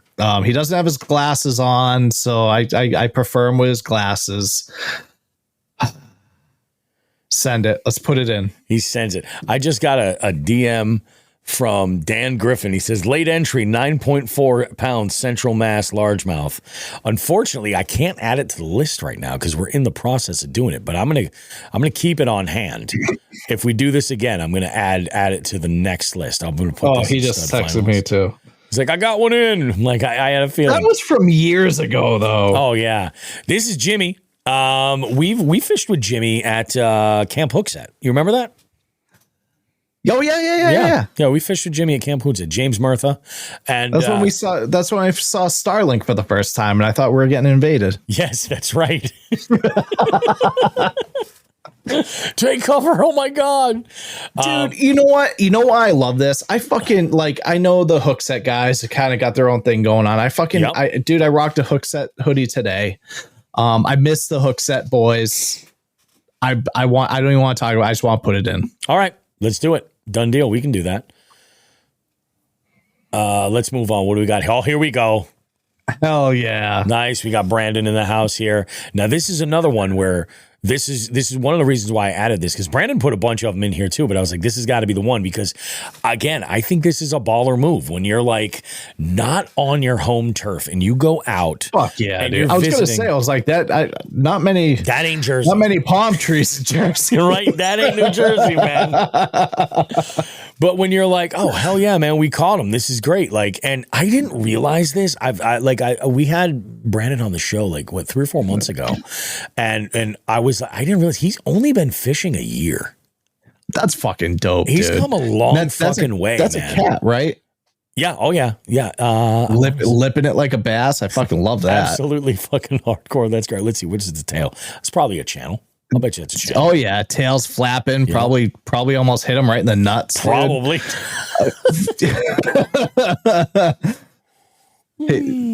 Hell yeah, dude. Let's do it. Let's put it in there. Looks like it might be in an area he's not supposed to be in. Right. I love That's it, dude. The best. That's the best. Like fishing right from the Scooby Steve. Now this 100% was the only peacock anybody had submitted. With the old peacock. That's a good fucking fish. That is a really good fish right there. And that is probably, I would say, number one on anybody that I've interviewed as far as their bucket list, like the species that they want to catch. You know, it's so limited in the States where you can find them. You gotta go to specifically in South Florida. Go to Florida, dude. That's pretty much it. Yeah, I mean, it's either that or you're fishing in the Amazon. So it's like that's a big one. A lot of people are like, oh, I want to catch a peacock. I want to catch a peacock. Bobby wants to catch a peacock. Fucking. What do you say? Throw a little bit of love to South Florida? Yeah, dude, put that in. Fucking put that in. I got a. Rhode Island ginger. Yep, the fucking ginger chode in the house. This is PB from 2021. I love that Cody's Custom Baits comments. He goes, nice. You see what happens when that Klondike guy ain't around? This is a great fish right here. This is a badass fish. Pat looks like he means fucking business right here. Like he was just. He does absolutely. He looks like as soon as he tosses this thing back in the water, he's gonna go chill under a tree with his fucking pot of gold. Yep, exactly. Yeah, that too. Or pot of kush. Yeah, this is pretty badass. It's after me, Lucky Charms. That is a solid fish too. I don't know where he's fishing. I have to assume that that's a Rhode Island or possibly a Southern Connecticut fish. So I love the guy, but we got some bigger ones in there. We do. And this one's from 2021. This one is from 2021. You want to? I think, dude, I love you. I think we got to let it slip. Okay. All right. This one here is from Nurse Stanford. This is another Instagram account. Chris had sent us a bunch of them. A big red right there. That's why I picked this one, is because it's a red, and I'm like, this is fucking cool. If somebody were to say to me, "Hey, what's your bucket list species you want to chase?" You're looking at it. Like, really? Yeah, I just love the idea of redfish, and I've seen people in like super shallow water throwing like tiny 4-inch swim baits and like throwing a drone up ahead, and you can see them chase and eat. Yes. Oh, dude, I want to do that so bad. I've also heard that they're good eating too. That's a cool fish, man. It's. Yeah, put it in there. And look at the look on his face. He can't say no to the big reds. Stoked. I keep fucking hitting the wrong button. All right, we'll go ahead. Stud finalists right there. And then we got, this is Sanctus Outdoors. This is Matt Mahoney. And this one here is, do you have any details? My submission to the JB certified stud. Solid fish right there. It is a solid fucking fish. Now, where is he based out of? Let's take a look. Let's take a look at this profile and see what we got here. I don't think it doesn't say 5K follower giveaway. Well, if you're interested in that, turkey hunting, all kinds of good stuff. Oh, hell yeah. That's a fucking tank. Oh, and he's smart. He's got it pinned right up at the top of his profile. That a boy. Yeah. You know what? Great. He's getting a follow back. That's for sure. I don't know why I'm not following him, but now I'm following him. What do you think? Do we pop him in? I mean, we do have larger largemouth. We do have larger largemouth. But he also looks like he means fucking business. That's what I'm saying, dude. Pat's gonna be so mad at me. He's gonna be so mad at you. Because that's the thing. I need everybody to know the fish that we're looking at, they all already got my approval. Yeah. So I like this, it's like, he's like, I'm so fucking happy about this fish right now. Oh, yeah. That's why I like it. Put it in. Put it in. We're putting it in. We're going to put it in. Oh, God. Pat's going to give me so much shit, dude. He's going to fucking... He's going to lose his shit. He's going to lose his shit. Now this. Goddamn. Blake Dodson, no stranger to the Jigs and Bigs fam. Blake has been following Jigs and Bigs since 2020. Put him in. Yep. Put him in. Put him in. He says, this was back when the beard was wild and I caught some decent fish. Hell yeah. And that's solid. That's solid. Look at that. Look at that. Look in the background.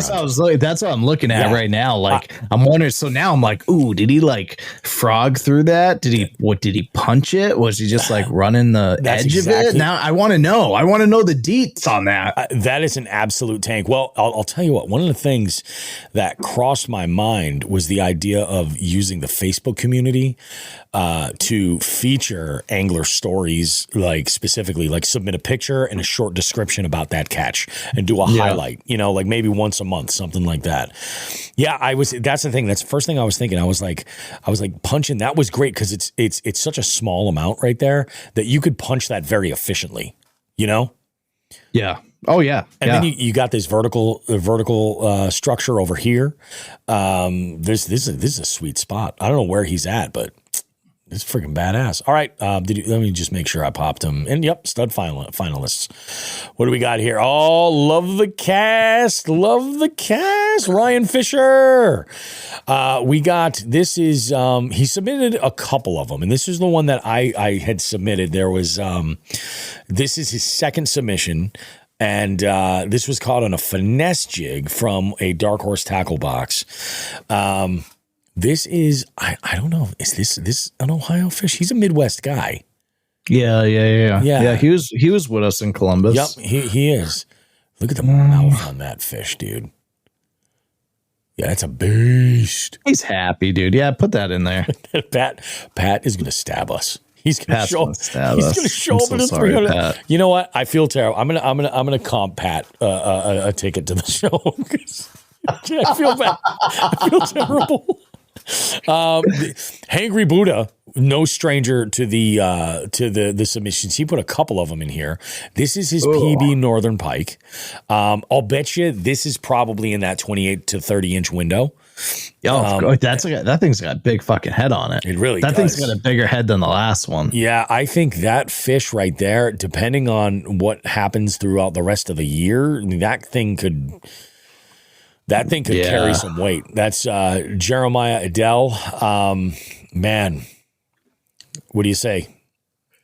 We like the pikes. And you know what? We can see the him in critters. this one. We can see him in this one. What do we got here? Oh, here we go.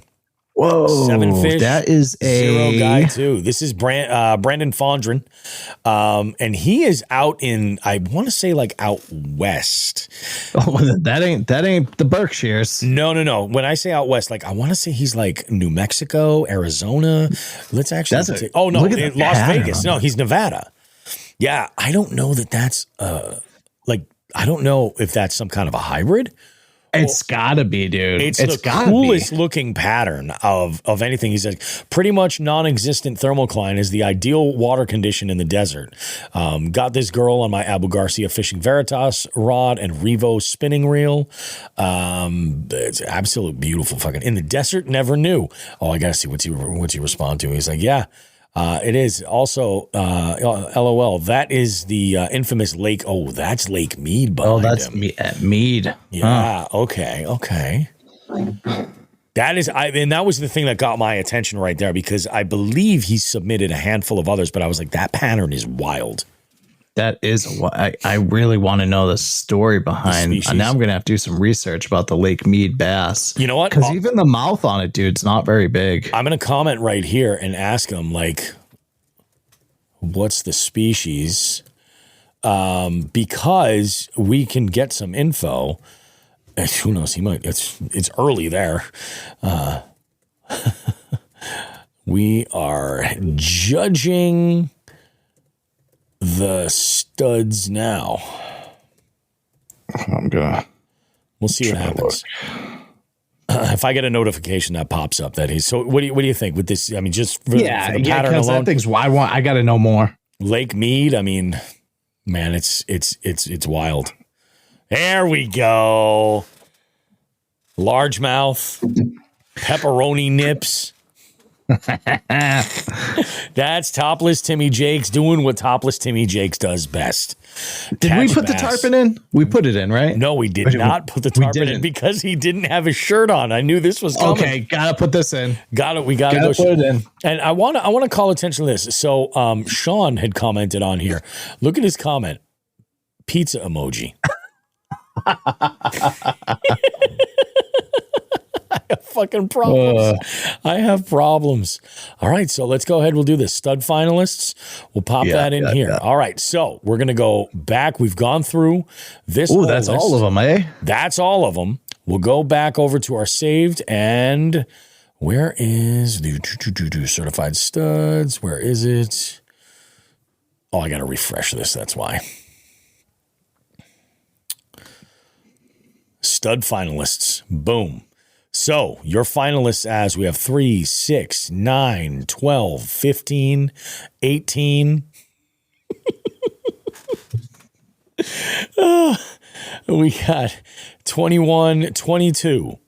What did I say that there were in there? No, we didn't put them all in there. 20. What was there? 23 was Pat. Was it 23? I think is it in there. Oh my God. Is that what it is? Hold on a second. Let's take a look at this. It's 22 there. I gotta know. Is Pat the only one? 3, 6, 9, 12, 15, 18, 21. Oh, no. It's 24. There's a couple more. The tarpon didn't make it. Okay. All right. So here's what we're going to do, guys. we are going to keep this stud finalist list right here. I'm going to go and put together a raffle wheel specifically for this with these names. And we're going to pull the winner at the 300th party on the 24th of January. Hell yeah. Let's go ahead. Did I get a response back? No, I didn't get a response back. I thought maybe I would have gotten a response about the species of that fish, but oh man, what a freaking what a good batch of fish. I just looked. They got largemouth and smallmouth, so it's gotta be. I wonder if it's a fucking what is that, mean mouth or whatever. Yeah, that's what I'm thinking. It's a pattern like you don't really see that a whole lot. Yeah, it's like it's almost too green to be a smallie, but it's got that smaller mouth in the pattern, and it's got so maybe it's just a. Yeah, and like how it's kind of spotty up along the back. Yeah, it's so crazy looking. So yeah, maybe it is a mean mouth. I don't know. Smallmouth in the desert. Who knew? Oh, I love it, man. All right, so hey, we did it. We did it, guys. Finally. We got our so yeah, we had 24 initially. We whittled it down to 22. These are our winners right here, our finalists. We're gonna go ahead and do that raffle at the 300th episode show. We'll see what happens, guys. You know, we might even pick two. Just because. Like we'll do a runner up maybe as well. Yep. You know, and we'll have some fun with it. But congrats everybody who's a finalist. We're going to be spinning that wheel at the 300th show. It's one more thing that we can add on there to kind of bulk up the value of that show. So you guys definitely going to check that sucker out. And we're going to take a short break. But when we come back, we have our interview with the one and only Thiccbass TV. We have a great conversation about Virginia fishing, traveling, living the good life, doing beer reviews from the John boat, like all kinds of good stuff. And it's a real good one. So we see you after that. We're going to catch up with you in the live well.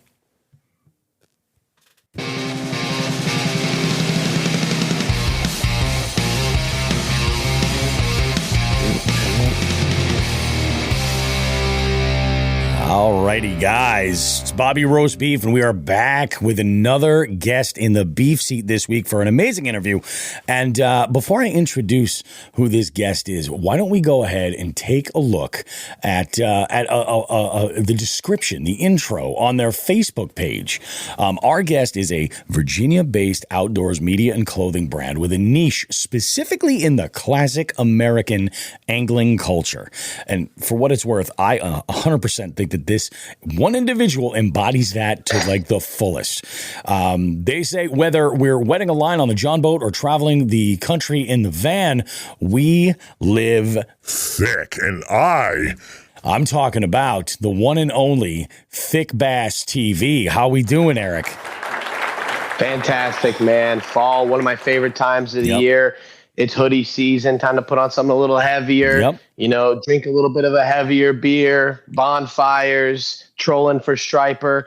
I mean, it's a fantastic time of year, and the holidays are right around the corner. So I'm just overjoyed right now, personally. And thank you for having me on. Oh, glad to have you on, man. This has been a long time coming because you and I have been talking for a little bit regarding like timing to get you on the show, because like you really like you put some really fun and relatable content out there. Like one of the things specifically were like the on the water beer reviews. Absolutely love those. Like you know, it's just like every angler, realistically, every angler can relate to the stuff that you're doing and the stuff that you're creating out on the water. But let's introduce the Jigs and Bigs audience to what Thiccbass TV is all about. Like, let's start at the beginning, the origin story from where you developed a passion for the outdoors, but then how do we get to the point where we are today, where there's content involved, there's an apparel brand, there's everything. How do we get here? Yeah, man. So my dad's from Washington, big fly fishing. My grandpa fly fished. So my dad hand-tied flies. I took one of his flies on an ultralight, couple little squeeze, whatever those weights are called, those little bead weights. Oh, yeah, the little sinkers, the split shot sinkers. Yeah, split shots. And a little bobber, went down to the lake, started catching panfish, started dabbling in it more and more, went to Dick's one day and bought one of those like little like worm baits, not a Senko, not like a Ned rig, but like it looks like an earthworm. I skipped it under a dock. I got my first bass and I said, okay, this is a little different than a bluegill or a pumpkin seed here. And my brothers at the time, when I was kind of getting into my adolescence, they were running a lawn company in the neighborhood, and they saved up their money, bought one of those plastic like Sun Dolphin bass boats from like Cabela's or Bass Pro, and they were mowing lawns all day, smoking cigars, drinking beer, and catching bass, you know, after work every day. And they had the Abu Garcias and the spinner baits, and I really looked up to them and said, wow, that's cool. Yeah. So 13 years old, I bought my first combo. It was $20, first spinning combo. Yep. And it was a Mitchell. So yeah, that ages me a little bit. Yep. And my brothers taught me how to bass fish. And I turned 18 in the April of 2013, and me and my buddy saved up and bought a John boat. And I'm in Coda and a battery, and we started fishing ourselves. And to this day, the most free feeling like probably you could ever have is all your buddies are in class and you're on the lake catching bass. It was just this feeling that you can't even describe. Yep. So fast forward, you know, college, every time I was home, I would fish, and I would fish here and there. And, you know, COVID-19 comes around and everything's shut down. You can't do anything. And I moved back home to my hometown lake and moved in with my dad. And I fished every single day. And I had a couple other buddies with John boats who did pretty much the same thing. So any given day, there was about 2 to 4 John boats out on the lake fishing, throw each other beers, throw down $20, who can get the biggest bass. And I'm sitting out here and I'm going, man, we're doing some good stuff here. We should put a camera on this. And Thiccbass TV was born. That's awesome, dude. That is absolutely awesome. Now, how is it that you know? You mentioned that the roots of fishing kind of came from fly fishing initially, with the influence from your father and your grandfather. Yeah. What was it that for you, like, was trout like kind of the target initially? Not at all. Oh, really? Okay. But my dad, just an old school guy. He was born in 1945, and he said, hey, throw one of these flies I tied on. And I did. And it caught panfish. But my brother, Mike, he does fly fish. Gotcha. So it never was super appealing to me. I grew up, watching Bill dance and stuff like that. And I just thought he was an absolute man. So I always was like a bass fisherman, and that's kind of what I embody at Thiccbass TV. I don't really like the new culture and direction of bass fishing nowadays. Yep. But the old school, man, you see them with like their polos and the trucker hats and the depth finders, and like, man, that stuff, like sometimes I'll just watch the 1979 Bassmaster Classic on a Tuesday night and just it's a vibe, really. That kind of stuff right there. It is a vibe, and it's kind of crazy the way it kind of comes together in that way, because there are folks that like they truly just love. I'm sure are you familiar with retro bassin? Retro bassin. Yeah. I'm not sure. I'll have to look into them. You should take a look, absolutely, because I feel like you've got a similar sort of interest as far as like that, like 80s and 90s influence of bass fishing. How it was a little bit different. You know what I mean? Like you didn't have a lot of the new. I mean, obviously, like there was no forward-facing sonar or anything back then. Like I think side scan was like the newest thing. Right now. Oh, hell yeah. I think it's stuff that like you would definitely, but the nice thing is, like I said about your content, is it's relatable for like everybody. You know what I mean? And like the stuff for the on the water beer reviews to the way you, with Thiccbass TV, like you can be out like with your boys, you know what I mean? Like, and it's part of it, you know what I mean? And that I think is what is kind of the coolest thing. What for you are like some of the favorite on the water moments as far as creating content goes? Like, is there something that sticks out to you, like a really memorable piece that you put together? Yeah. So I basically like, and people are, when they hear this, are like, what the heck? But like, I never really seriously shore fished. And the first time I like actually went out, bought a Penn Fierce combo, like bought the line, put a 50-pound leader on it, got the SP Minnow. Jenny Ackerman actually gave me that tip and sold me that SP Minnow. Okay. Like 10 minutes down in Virginia Beach. My friends were there for a Wiz Khalifa concert, and I just pulled up in the van. They're like, you can sleep in the house. I'm like, I'm good. I'm sleeping in the van. And I woke up at 6 a.m., hit the surf. 10 minutes in, I catch a bluefish like this big. Really? And everyone's like, dude, you don't really want to eat those. And I said, I'm eating this thing. So everyone woke up at the Airbnb. There's fish scales on the counter. And I'm like grilling up a freaking bluefish on like my Coleman stove. Yep. And the old Coleman. And I don't know. That was that at the top of my head right now. That was probably the best memory. Cause I'm like, this shore fishing stuff's easy, man. Yeah. Oh yeah, absolutely, dude. Yeah, that's wild. It's probably the hardest form of fishing.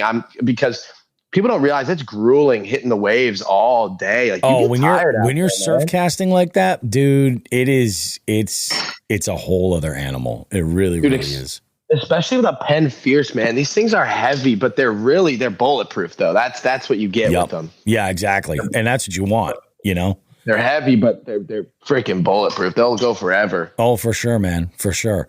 I don't mess around a lot with saltwater. This year, for my birthday, I actually camped with a friend of mine out on the Cape.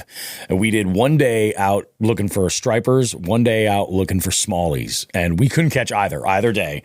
But we did land a ton of scup. And what did she caught? A sea robin in there, nice. A bunch of dogfish, and then one bluefish. And I was like, I've never even seen a bluefish. Like, that's crazy. It was a super fun fish to catch. Yeah, honestly. they fight they really do. I'm like, this one was not huge, but it was like screaming drag, like everything. It was nuts. And this was in my boat. Like, we're in this little cove, and totally out of the way of any of the like wind or anything. It was really well protected area, and we just found a bunch of fish, marked a bunch. We were throwing high-low rigs and just like pulling up sometimes two scups at a time. It was just nuts. We had a real good time. We caught a lot of fish, but none of the target species. Dude, the high-low rig's great, man. With the bucktail jig on the bottom. Yep, absolutely. We were tipping them with squid, and it was like, she goes, you got a squid knife on the boat? And I'm like, the fuck is a squid knife? Why would I keep a squid knife? So I do have a knife on the boat, of course, but it's just the shittiest knife on the boat that you like don't care about. It's like, all right, that's a squid knife in the corner. That's exactly what it is. That's what it's going to be from here on out. Man, I'll tell you, that was not fun cleaning all the squid guts out of my. I'm so glad I got vinyl and not carpet, though. That was a win right there. While we're talking rigs, talk to me about your rig. Like, there's a lot of classic stuff. Like, talk to me about the John boat. Oh yeah, man. It's nothing crazy. So, but it's dialed. Like, you're in this thing all the time. Like, yeah. I mean, from everything. A couple leaky rivets. It's a 12-foot game fisher, 1987, and that's a 12. That's smaller than I thought. Yeah, I can't take it off the lake because it doesn't have a title. I bought it for $150 off somebody who was unfortunately kind of passing away from cancer. They were kind of at the end of their life. Yep. And they said, make sure to get good use out of it. So that's another reason why I'm on it all the time, because I think about that. And I'm a pretty nostalgic guy, if we're going to be honest. But my lake has stickers like every year, like resident stickers, and they're different color. And it's wrapped around the whole boat. So people know it's me because it has every sticker since 1987 on it. So I got like a Minn Kota 40 on it. Yep. And, Bass Pro battery that my buddy Kevin Leary gave me. He's in my videos. But it's weird because I was thinking, man, Bass Pro batteries are probably junk because they probably just take a cheap battery and put their name on it. Sure. But I had a Die Hard. It didn't even go 2 years. This battery's been amazing. And it, like, you can't kill the thing. It goes all day. Yep. So yeah. I've been toying around with the idea of changing out batteries. I've got the same one that was in my Lund, and I picked up. There was one day where I was going out and I forgot to charge my batteries, and I'm like, oh shit, what am I gonna do? So when I got a new battery, and I was like, I'll use this for today, and then I'll keep it in a battery box and swap back and forth. Man, that is. For the price of batteries, I bought the cheapest battery I could get just as the backup. Oh my God. I don't want to rely on that one ever. I got to make some changes as far as how I run power on my boat. But man, you're out there killing it. Let's talk about like the apparel side of Thiccbass TV. Because like some of the content that you're out there, like you're actually out there with your apparel, like with a booth at events and things like that. Yeah. What's the reception been like for you locally in your community? Oh, it's been great, man. And I love seeing people rock my apparel. And here's the thing. And I'm not, going to say any names or anything, but most influencers are making apparel with like $3 t-shirt blanks. They're getting them printed in China. They're getting them drop shipped. Pretty much if I go to an influencer's page and they have one of those pages where it's like, you can tell they haven't actually touched the item themselves. The actual product. Yeah. It's just, you order anything with your name on it or anything, and then it gets made. Yeah. I don't support it because I'm using all local artists. So all of everything you see here is from artists.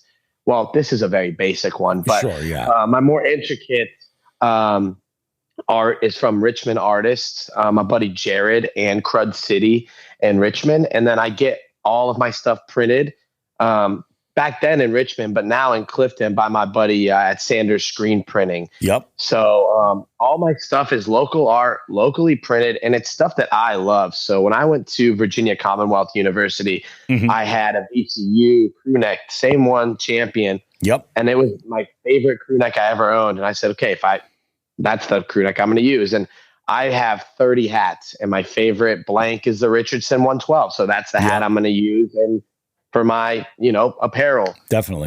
So I only use like high quality stuff that I would want to wear, and I touch it. And I'm there every part of the process, from the font size to like the tone of the ink to every little detail. Like I'm in for it. It's not getting drop shipped. It's not getting made online. It's not. So it's pretty organic. And I like to stimulate, like if I can, local artists and local printers and my friends. And I just think it's awesome, man. And I don't make a lot of money off of it, but it's really awesome when I drop stuff and people are stoked on it. Yeah, exactly. That's cool. Have there been any challenges as far as like, because I mean, the Jigs and Bigs merch, that's all drop ship merch, and it's all got to do with the fact that I don't have the time or the space to warehouse enough of the stuff that's out there. So it's a very easy thing to fall into and go like, I can offer all of these choices and people can just get it. Have you dealt with any struggles with any of that, or has it been something that you've just been doing like to scale, like little at a time? Yeah. So the struggles are you order a bunch of a shirt you think the people are going to like, and then you sell 3 of them. And now I have a bunch of clearance. Well, we're getting ready for a big market tomorrow at Commonwealth Brewing in Fairfax. 12 to 6. I'm launching these new crew necks. I don't think this video will be out till tomorrow probably, or tonight, so it's okay. But these are the brand new crew necks. People have been asking for them for 2 years, and I finally decided to drop them. Definitely. And so it's called the Friendsgiving Market. So it's kind of got that like Thanksgiving kind of local community vibe. But yeah, the struggles, like you said, my entire 1-bedroom apartment is full of boxes of Thiccbass merch under my table by the front door. So yeah, I mean, getting the product before you know how many you're going to sell is always going to be always going to be a little bit of a struggle, but yeah, I totally get that. I totally understand that. Like, and that's anytime you're in business at all, like you're trying to put something together and move a product. Like if there's so many steps involved, and sometimes folks just don't see how daunting it is. But now let's get more into the content side. Now, one of the things, and I mentioned like the on the water beer reviews. Yes. I haven't asked this question of anybody because I don't really know that like, this kind of, I don't know. Obviously, it's like we make the assumption. I guess the grand assumption is that like, oh, you guys are anglers. You must love beer, everything. But I never. But you have sampled a wide variety of beers. Like, and you mentioned that the next event that you're at is at a brewery. So This is a weird one, but I want your top 3 favorite beers. Like if you could go back in time, even if they're not around, what's your top 3 favorite beers look like? And they don't have to be in any one style. You might love them because they're nostalgic. And not even in any order. Just these are the 3 that mean a lot to me. That's going to be tough because it's like you have really, really good beers, but it might be a 12% beer that you have one of them and then you never have again. Yep. But so I'm going to go with a mix here of like nostalgic, legendary, and delicious. And I love something that. everyone can find. I'm not going to say some beer that's like you can't get it. Fair enough. So Sierra Nevada Pale Ale's in there. Oh, that's a classic beer. Redefined the style, redefined a generation of beer when like lagers were the predominant thing. Yes, 100% agree with that. Yep. Man, it sounds crazy, but I really like Sapporo. Sapparo's a decent beer. As a clean lager. It's and light and in crisp. this area, there's a lot of Asian food. So Sapporo is just clean. It's like drinking air. It's just not. It's like a way better Michelob Ultra. And let's be honest, let's say you're out having sushi, like some of the flavors or most Asian foods, like there's ginger and soy, and you don't want like necessarily a really heavy, beer to pair with that, So I get that. And Weihenstephaner, Corbinian actually won, and this is insane that it won. It's like an 8% Doppelbock, and it won the best beer out of all the reviews last year. No kidding. It's from Germany, and it's that smooth. Like it doesn't taste like it's 8%. It's got layers of chocolate. It's very nice. And for usually heavy beers like that are at a disadvantage on the Jumbo Beer Review because that's the whole format of it. It's like the crushability is a third of the score. Oh yeah. So and if like you're on the Jumbo, you don't want to be sitting there like going, God, man, I can't drink this thing. You want to just pound a beer next, So especially like when you stereotypically you're thinking like, oh yeah, summertime. We're on the boat. We want to stay cool, stay refreshed. Like it's a lot. I recently was on a boat with a friend of mine, and he's a big barley wine guy. Like barley wine and like imperial stouts. And in fact, I was at it was his 40th birthday party. And he's like, oh, dude, you got to look at my collection downstairs. And I'm like, collection of what? Dude, he's got like a wine cellar of barley wines alone. Like they're amazing. And some of the there were samplings going on. He's like, this has notes of like soy. This has notes of this. This has notes of. Yeah. Well, we go out. This is the first time we fished together. 7 a.m. He's like, you mind if I crack open a barley wine? He's like, I got a couple of glasses. I'm like, yeah, let's go for it, baby. And I'm that's like the more like, that's like the nicer version, like the more refined version of being like, hey man, can I crack open this Four Loko at 7 a.m.? Exactly. That's the more refined like version. Yes. Barley wine, bro. But it's funny, like you mentioned that German Doppel, and like that's like a lot of folks, and I bust chops all the time. Like I like people say like, oh, what's your favorite style of beer? I'm like, I like beer. Like I like lights and darks. I like bitters and malties. You know what I mean? Like I like them for different reasons, and sometimes it's just like sheer like nostalgia. Like there's something about I was enjoying that beer and it left an impression on me at this one point in my life. So I'll have one of those to kind of like, it's one for me that does that. Newcastle Brown Ale. So people were mad because they started making it in America. I don't know if you heard this. I did hear. And then now, apparently, my buddy told me through the grapevine, they're making it in Britain again. Yeah. Oh, really? Yeah. So look into that. Oh, no kidding. Yeah. It's one of those things. Like for me, that was one. So it's like that Newcastle is always going to be like in that. Yeah. In that, it's not like that circle. Like the best beer ever had, but you have fond memories attached to it. That's exactly it. The weirdest beer that I like, that's probably the one where I'm like, and it's hard to find. Like it's not something I can track down. It's from a local brewery here called Berkshire Brewing Company. And Berkshire Brewing Company is like before like the microbrewery, before craft beer was a term that was used in the ethos. Microbreweries would pop up here and there in different spots, and Berkshire Brewing was among one of the first names that became common. And they have a series of They've been around for a long time, and they make quality products. They really do. Like their Maybach is out of this world.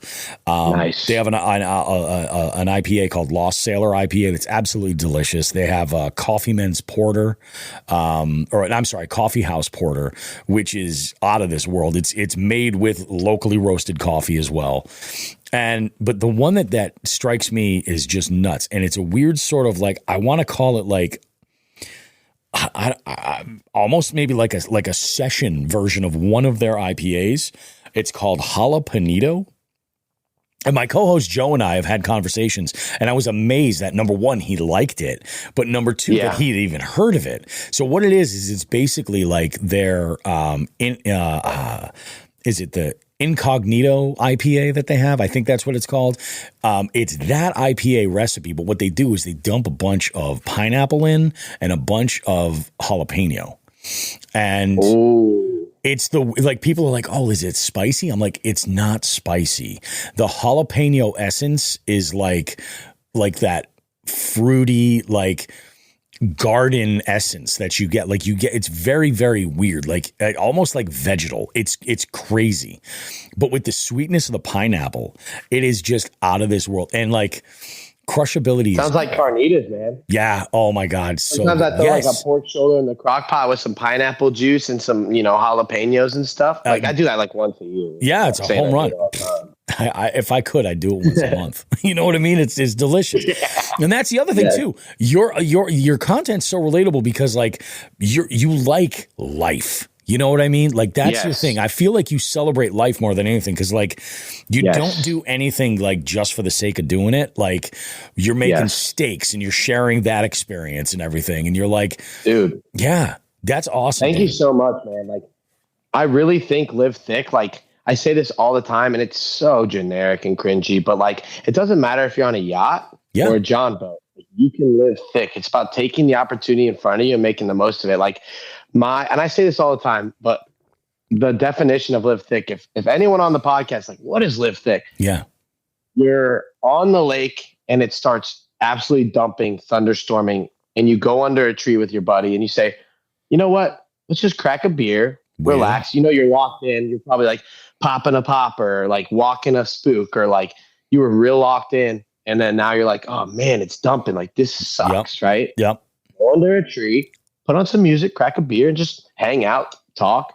That's living thick. Yeah. 100%. And I actually enjoy moments like that because it's like, it gives you a break from like everything. And you're like, wow, this is life. Wow. Like you were saying, honestly, like I'm serious. When I have those days, because we all know when it starts raining, the bike just picks up. Then if it's like, oh no, I think this is a little bit more than we bargained for. Yep, exactly. You under a tree and hide out for a while if you can't get back to shore in time. Definitely. But that's what Thiccbass is. I mean, sorry, Live Thick is like for me. Every time I'm under a tree, I'm like, this is living thick right here. No, I love that. And as you were telling that story, you reminded me of a time last January. One very close friend of the show, she's in South Jersey, and we had done Jersey, man. We had done a couple of sends fishing that area. Like we did a snakehead trip. We camped that time. We had a blast. It was awesome.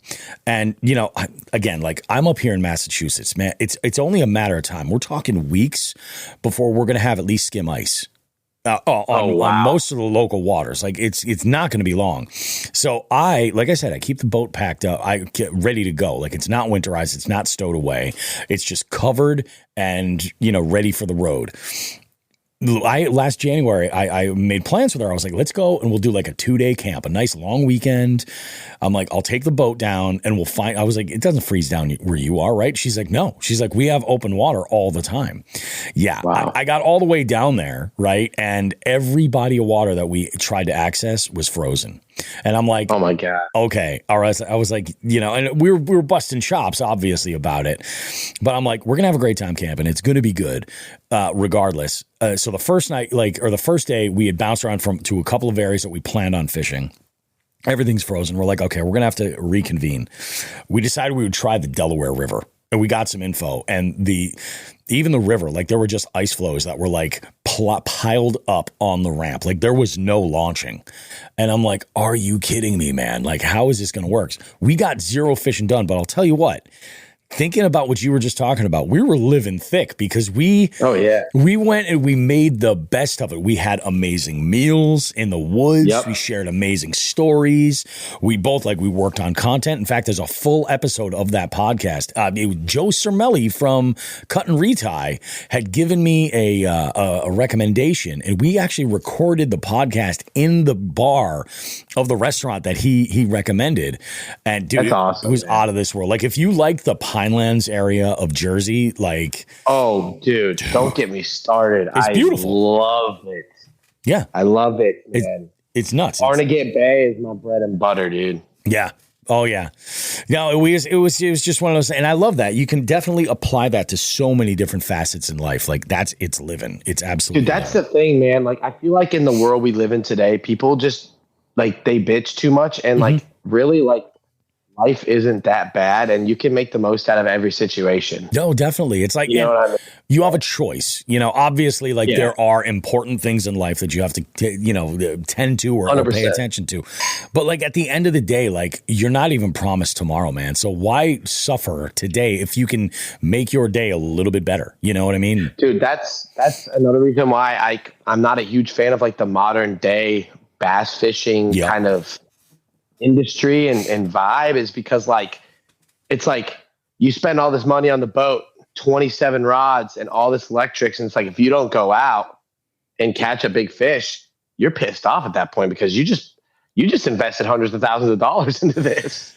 You know what I mean? It's I like to keep it simple because it's hey, I'm going to go out. I have the opportunity to go out. Yeah. I'm going to enjoy my day. And if I catch a big bass, it's a great day. It's even better.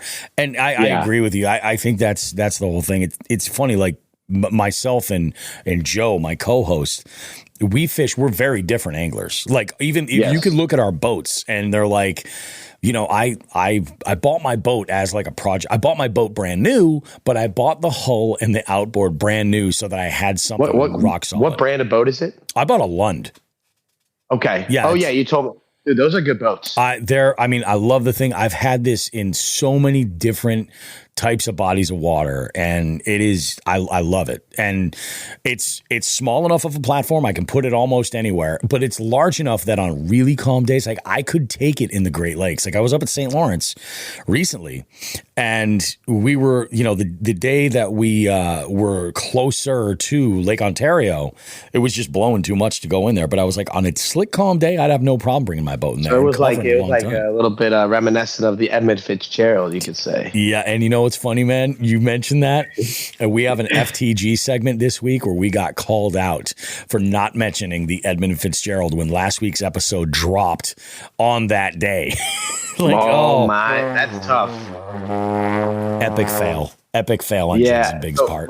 I go to Montana every year to go snowboarding, and my grandpa built the railroad, the Great Northern Railroad that rolls through Whitefish, Montana. Okay. So when you're up there, it just kind of has this old school nostalgia to it, the mountains and everything. And we always play that song, the Edmund Fitzgerald, the wreck of Edmund Fitzgerald, when we're cruising through the mountains. And it's just that song just gives you, it gives you chills every time. Oh, 100%. There's just something. Gordon Lightfoot is a very, very talented song craftsman. You know what I mean? Yeah. And it's crazy. It's like a story. Yeah.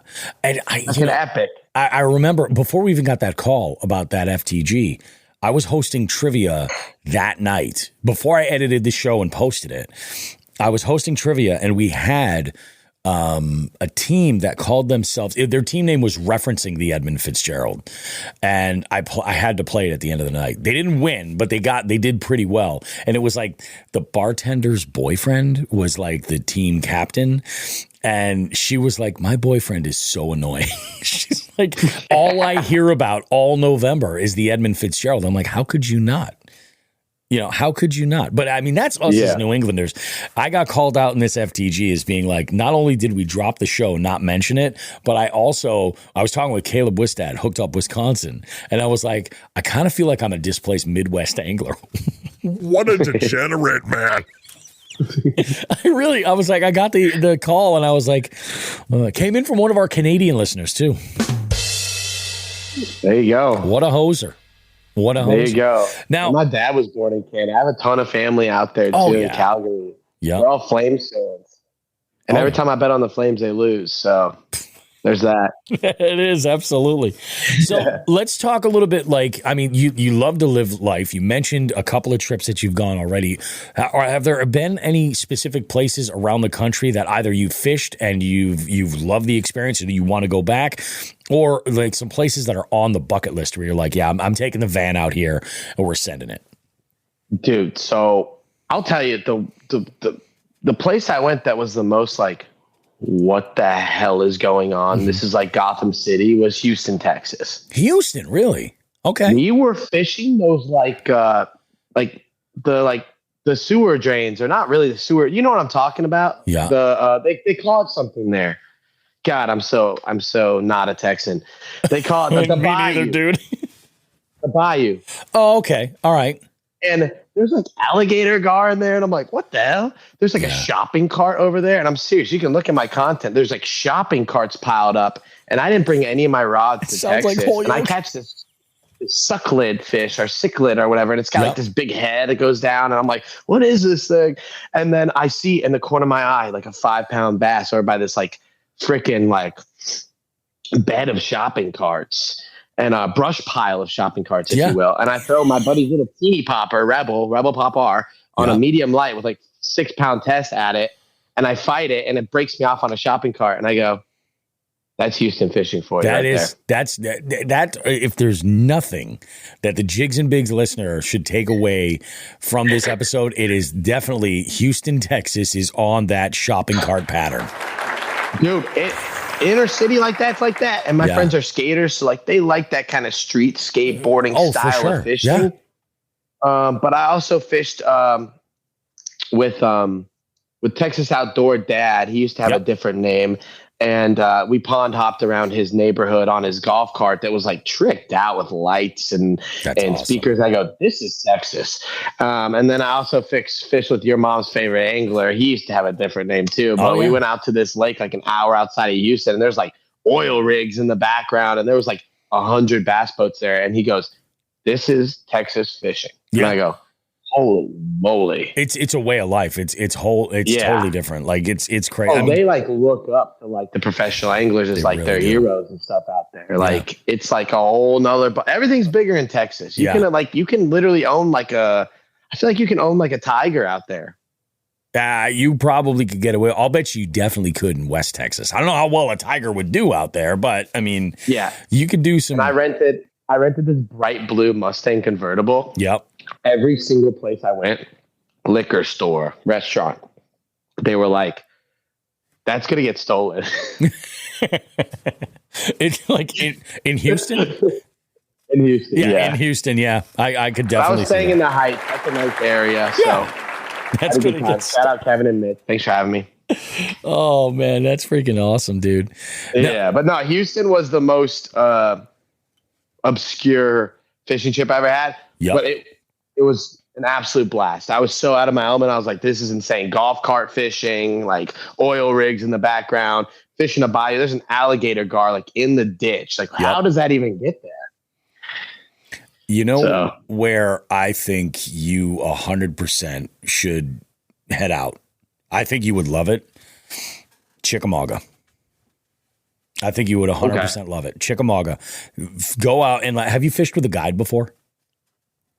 I have. So I fished in San Diego. Cool. My buddy Chad, he used to be a captain on a charter out there called the Grande. Mm-hmm. And that's how I caught my first mahi-mahi. And, that's cool.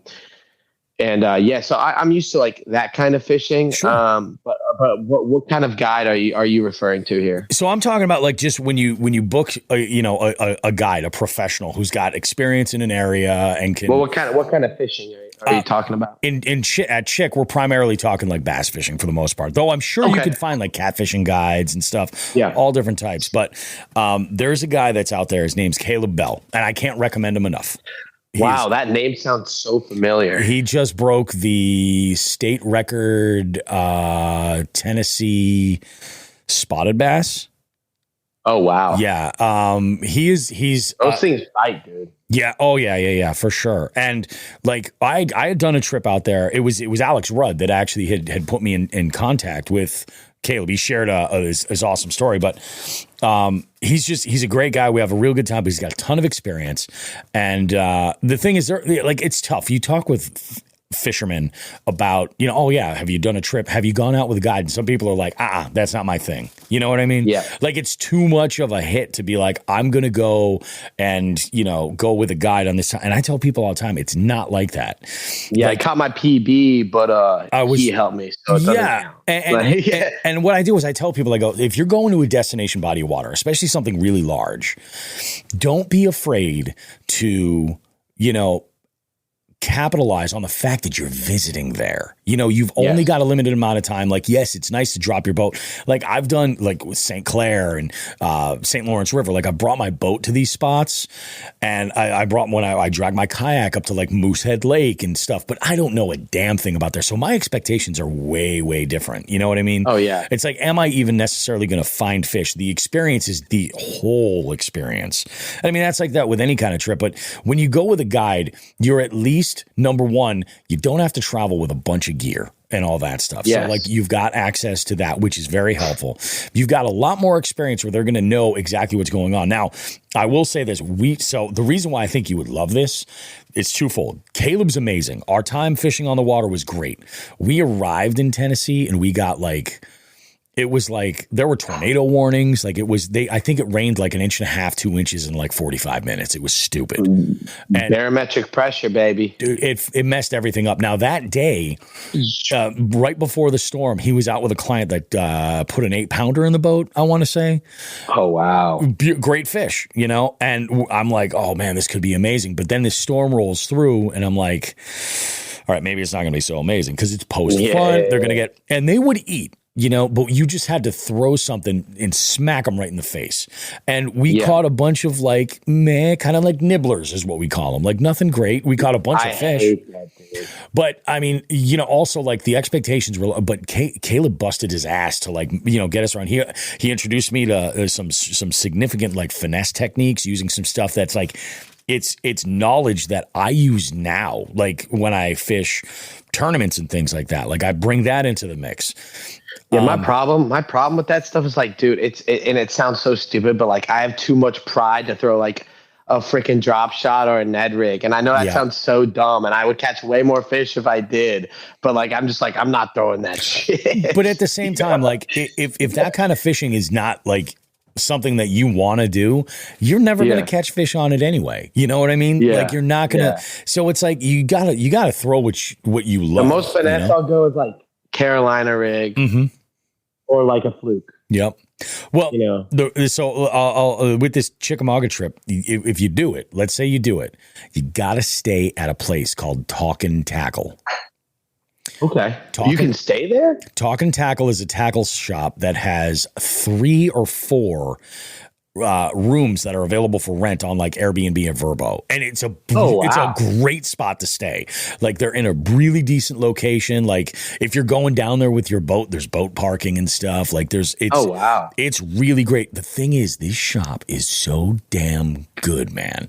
It is so loaded with juice, and like they have such a good selection. Like I don't even want to know how much money I spent, because like I'd be like, we'd go in and out. Like we'd go and fish, we'd come back, or we'd go and grab a bite to eat or something, and we'd pop in. We're like, let's go through the shop. And I mean, same thing. It is unreal the amount of stuff that they've got into the selection and the quality. I mean, it is. But the fact that you can stay there, and what's cool is because there's multiple rooms. Most people, it was weird. There was one couple that was there where they were staying there and it was their honeymoon. And she didn't know that it was. Yeah. The bride didn't know that it was a tackle shop lodging that they were staying at. That sounds horrible. Yeah. It didn't go like a typical honeymoon would, I think, for this guy. I really don't. Oh, yeah. But everybody else who was staying there, they're all like visiting. And they're all, they're all fishermen, and it was just awesome. Like, so the conversations, you're sitting around having coffee in the morning before you hit the water, and you're like, how'd you do yesterday? Oh, we did this and blah, blah, blah, blah, blah. I can't recommend it enough. Like, it's an amazing, amazing trip. You got a little spot to eat there too? There's a few decent spots to eat there. I mean, you're not far from Chattanooga, so let's be honest. Like, there's some good I've food heard in Chattanooga. good things about Chattanooga, and Tennessee seems to be the spot now. Every time I open up Instagram, Tennessee, and all my friends are like, Tennessee's great. Tennessee's great. I went to Nashville. I didn't really like it, but like I've heard very many good things about Tennessee. Yeah. So. Oh yeah. My family, we're spending the holidays in the Smoky Mountains this year. Oh, dude. And we're like, yeah, we'll go and we'll spend it. It's just going to be a short trip. But... You like hiking or like swimming holes or anything like that? Oh yeah. Okay, so when you're down there, go to Midnight Hole. Midnight Hole. All right. So I was in college at a party, and my brother Mike hits me up. He hiked the AT twice, so this paints a picture of who he is. Okay. I'm more of a car camping guy. Gotcha. He hits me up at midnight. I'm like a junior in college. This was like 2015. Yep. He goes, be at my house in 30 minutes. We're going to the Smoky Mountains. In his it was an 87 Dodge Diplomat. Okay. And we hop in, and I'm like, do I need anything? He's like, just bring like some clothes, a sleeping bag, like whatever, you're fine. So I bring like nothing, and we drive all the way down to the Smokies, and we get there, and we hike down this trail, and there's this swimming hole with like a waterfall going down, and like a place to jump off, and there are just these massive brown trout in there. Yes. We didn't have any poles or anything, but it was just like the most magnificent. I don't know, the Smokies, in my opinion, like, and I've been out west, but like, dude, it's one of the most beautiful mountain ranges like in the world, man. Yeah. Like, yeah, I don't know. I love the Smoky Mountains, man. I am all about it. We're going to sample a little bit. The way I roll generally, like, I don't know that I can convince my wife to let me bring the boat, but I'm going to have all my rods and my tackle and stuff. And one of the things I'm actually looking forward to specifically, just one cast, babe, just one. Well, like in Gatlinburg specifically, like I want to grab my BFS gear and go and bait finesse some trout. Yes. And dude, my brother was just in Gatlinburg. He goes every year. He absolutely loves it out there. Yeah, it's a gorgeous part of the country. It's I'm looking forward to it. I think it's gonna be a lot of fun. Dude, I'm jealous, man. Those trips though, I think that like when you travel, like that's like living, you know what I mean? Like you're really, like it's crazy. Like I never ever traveled. Like when I was younger, I always say this, like I picked up fishing later in life. And I find after interviewing a lot of folks that there's a good chunk of the population of people that were like, I started fishing as a kid, I put it down, and then I picked it back up later in life. And there's like this sort of like rush to catch up. And I look back, I say it all the time. I'm like, man, if I would have just stopped like trying to be a rock star, you know what I mean? And like, as long as your line is in the water, you have a chance of catching fish. Yeah. Like I'll be out on my John boat. One of my buddies who doesn't fish, he'll just be sitting there smoking a cigarette or drinking a beer. And I'm like, put your fucking line in the water. Yeah. Just let it sit. As long as that line is in the water, we have some sort of chance of catching more fish. Yeah. Put it in the water. It is absolutely wild, man. It's crazy shit. Yeah. Let's talk about like your favorite like techniques and things like that. Like you mentioned, you're not really into finessing them necessarily in those techniques, but what do your confidence baits look like? I am into finessing them. Yeah. But like pretty much only for dock sniping. Gotcha. Okay. So my favorite time of the year is when they're up shallow. Yep. You skip a young ding under a dock. You skip a fluke under a dock, and then you have a popper. And that's all you need. Mm-hmm. You just need 2 spinning rods, maybe a medium and a medium light. Yep. And it's a 1-2 pump. It's just like, doop, you're just skipping all day, and then you're popping all evening. And like that for me is like, that's my Super Bowl, man. Yep. Like that is my Super Bowl. But I used to really like cranking a lot. This time of year, the jerkbait puts out a lot. Sure. And then also, man, I mean, dude, something that's underrated that a lot of people don't talk about is like, dude, trolling, honestly, like, especially for like striped hybrids when they're all over the place and there's bait and everything, like just trolling, putting on some music, having a beer, like you can't beat that either. But man, dude, like around spawn when you're skipping docks and then using a popper in the evening. And then this year, actually, I got put onto the Chapo. Oh, yeah. Yep. I had my best day of the year this year. I think it was like May. It was like mid-May. And we went out for 3 hours. I caught 16 bass on the Chapo, and 5 of them were above 3 pounds. And one of them was above 4. And I was like, dude, that's awesome. On a top water, that's insane. And then, the jitterbug, man. Gotta love the jitterbug. If you like the old school stuff, yeah. Last summer, I had a day where I caught 19 bass on a jitterbug, just like that day with the Chapo, but it was last summer, and it was just overcast, off and on rain. Yeah. And I had a jointed jitterbug, and it was one of those like pink and blue, like the really loud ones. Yeah. And my friend's like, dude, nothing's going to hit that. I'm like, listen, you don't know the jitterbug. Yeah, exactly. No, I agree. Just absolutely got wrecked. And my buddy literally was Kevin. He was like, how the hell did you just do that? And I'm like, it's a jitterbug. When they're hitting the jitterbug, they're hitting the jitterbug is what I've learned. Yeah. No, I agree with you. 100%. I could go on and on, but yeah, man, the jitterbug's amazing. The Rebel Pop R is amazing. I got more into flukes this year. I used to be more of a Senko guy. Yep. And the fluke seems to, I don't know, the fluke seems to, depending on the day, seems to get a larger bite. Yeah. Oh, okay. That's interesting. I don't think I've ever noticed that. I don't think you're wrong, but I don't know. I don't know that I've ever noticed that. What's your favorite rigging when you're throwing a fluke? Just weightless, 3/0 hook, EWG, Texas. Yep. I have gotten into this rigging style for fluke fishing that I think is great. You could take like a wacky hook or something and you just nose hook that bitch. Really? Yeah. Okay, I'm gonna have to pop that out. I would try it. That's a Joe Brown original. Just like a little like curved hook. Just like a wacky hook. Nose hook that sucker.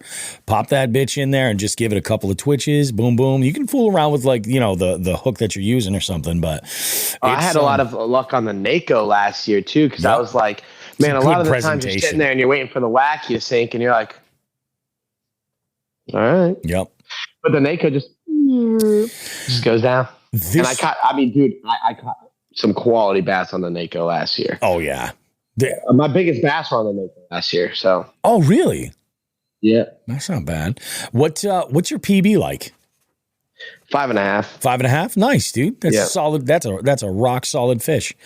Yep. That's nice. Yeah. It's, I mean, you know how it is up here. You know, we're not in, Florida. We're not in Texas. Dude. I mean, it could be bigger, but I mean, do you know the Potomac River?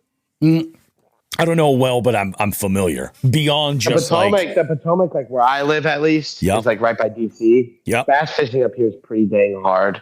But you go down to like Pohick Bay and like Po Monkey and like down south more, and it's a bit easier. But up here by DC, man, it's a tough. I mean, I talked to some guy that's been fishing the Potomac for like 20 years. Me and Kevin were out on his boat this spring, and he was like, dude, I haven't caught a bass in years on this little stretch here by DC. Yeah. Oh, I believe it. It's pretty tough up here as far as the Potomac is concerned. So when I think the Potomac, I'm primarily thinking like stripers. 100%. My brother fishes striper. Yep. And then late May, early June, croaker. Yep. And he's a cat daddy. I tell him all the time. I'm like, bro. I call him Krusty Carl on the page. Yep. So I have two brothers. My oldest brother is more of like a hippie, hiking, rock climbing guy, and then my older brother Carl is like, he's Krusty Carl. So that tells you all you need to know. And he loves catfishing. I love that. He has more pen combos than you could count on your hands and toes. Yep. So one of the things that we do that's interesting at Jigs and Bigs is we dabble in tournaments, in hosting tournaments. Yes, I've seen that. Just primarily for the engagement. What's your experience been like with tournaments? Like, are you really like, what's the ratio of tournament fishing versus just, fishing for your own enjoyment? So it's pretty much like 99%. But I hold a tournament every year on the lake I grew up on. Oh, cool. So there's a thing called Labor Day games. Like the kids do canoe racing, penny piles, sand castle contest, tug of war. And me and my buddy Brandon, we started and his wife is a dentist at Clarendon Center of Dentistry over here in Arlington. Yep. So they sponsor it. Thiccbass sponsors it, and we had a few other sponsors last year, but this year we just decided to sponsor it.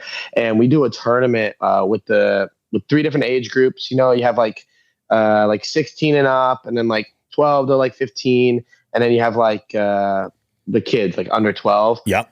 And we give them $100 to catch the biggest fish.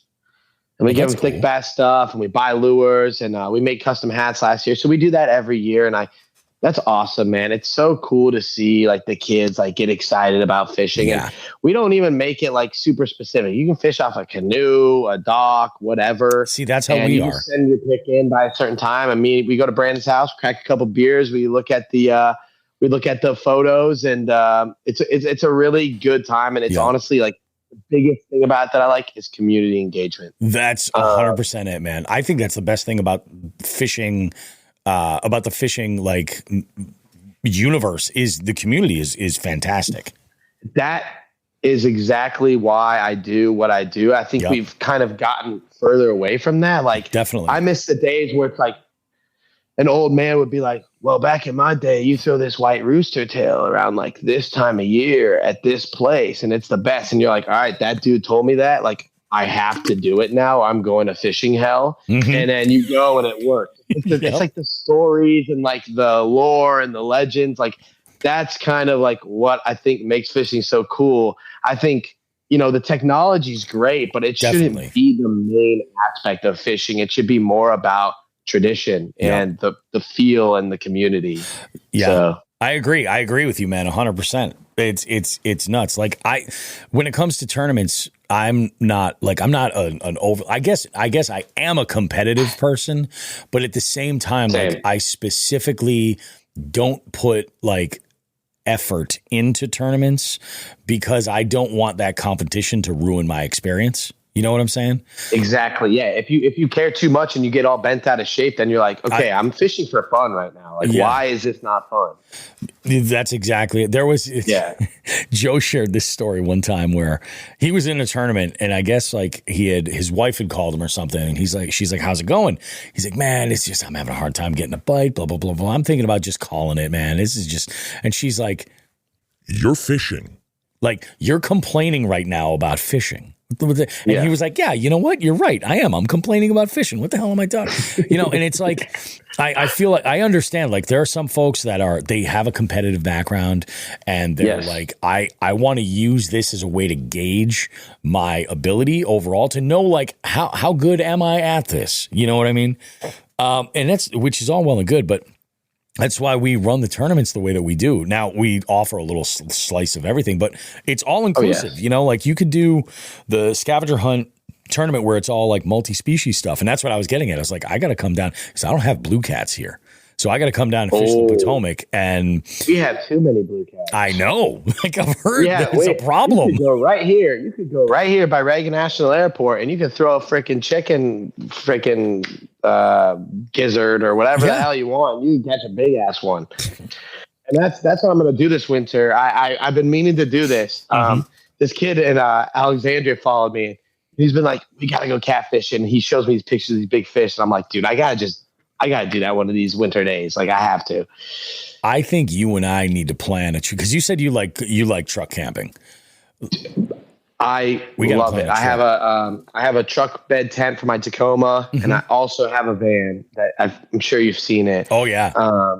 Completely built out 1980, and I travel the country in that thing, man. It's awesome. Cool. My last trip was to Kentucky, and I'm a big bourbon guy, so that was just awesome. Like I can't put it into words how awesome it was, and the people of Bardstown really accepted me and the brand Thiccbass, and they thought it was awesome. And I don't know, I love that small town community feel down there. It's awesome, man. Kentucky bass fishing too is like legendary, Oh yeah, I think there's this lake down there. Why can't I think of what it's called right now? Oh man, it'll come to me. But like the biggest bass I caught in there is 15 pounds. Oh yeah, well, it's funny. And I'm like, it's funny. It's not even like really the South because the winters there are crazy. Like when I was there, the temperature swung like each day like 40 degrees. Like during the day I'm sweating, at night I'm freezing. Yep. Oh yeah. Really wild. It's kind of like the Midwest over there. It's so you mentioned bourbon. Both Joe and myself are bourbons. If you had to pick, really? Oh yeah. Oh gosh, this could get out of hand here. This is not one of my favorites, but Little Lexington. This is the one, and I'm going to use this as an example. You notice that this bottle is empty right here, but I need to get in close on here to see what you got. This is the bourbon I choose that I really like that I think is slept on. Four Roses. Okay. Small batch.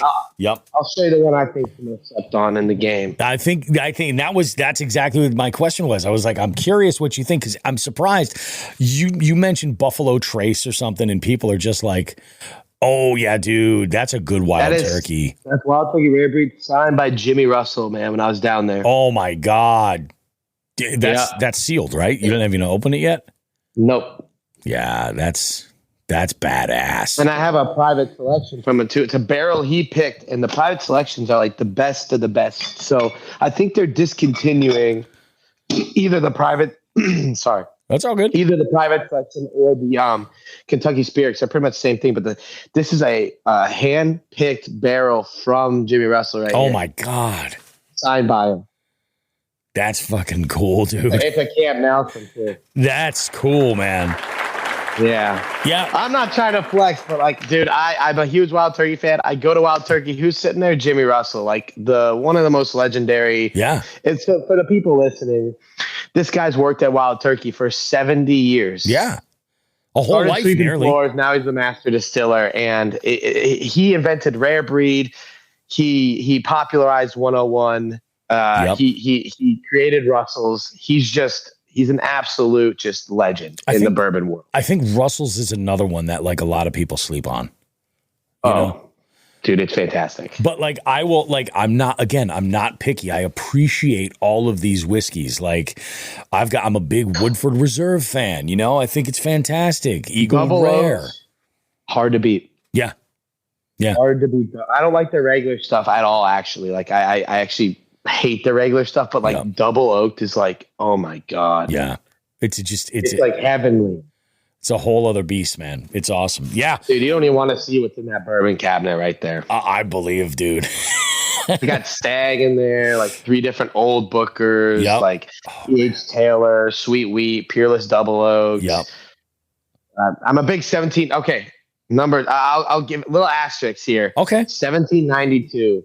Anything that 1792 makes, their single barrel, their sweet wheat, they're foolproof, fantastic bourbons for the price. Yep. Fantastic. Do you fuck with rye at all? My brother does. Yeah. I do. I do not. I do not fuck with rye. A little bit once in a while. It's nice to dip your toe in there, but sometimes it's a little bit weird. Same thing with, like, don't get me wrong. Like, I like scotches. Sweeter the better for me. Like whiskey. And bourbon. I'm not talking like Jack Honey. I'm talking like the raw whiskey out of the barrel. Actual whiskey. The sweeter it is, the more I'm going to like it. I have, God, this makes me seem like such a lush that I have these on my desk, but this is my summer scotch. Okay, Glenlivet 12. Glenlivet 12.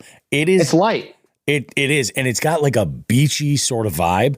I love this scotch, and So you really are a whiskey guy. You'll drink the rye, you'll drink the scotch, you'll drink the peated, you'll drink the Irish, you'll drink the bourbon, you'll drink the Tennessee. I'll dabble. You know what I mean? I'll enjoy them, but like I like to go with it and then stick with it. And like bourbon is a comfort zone for sure.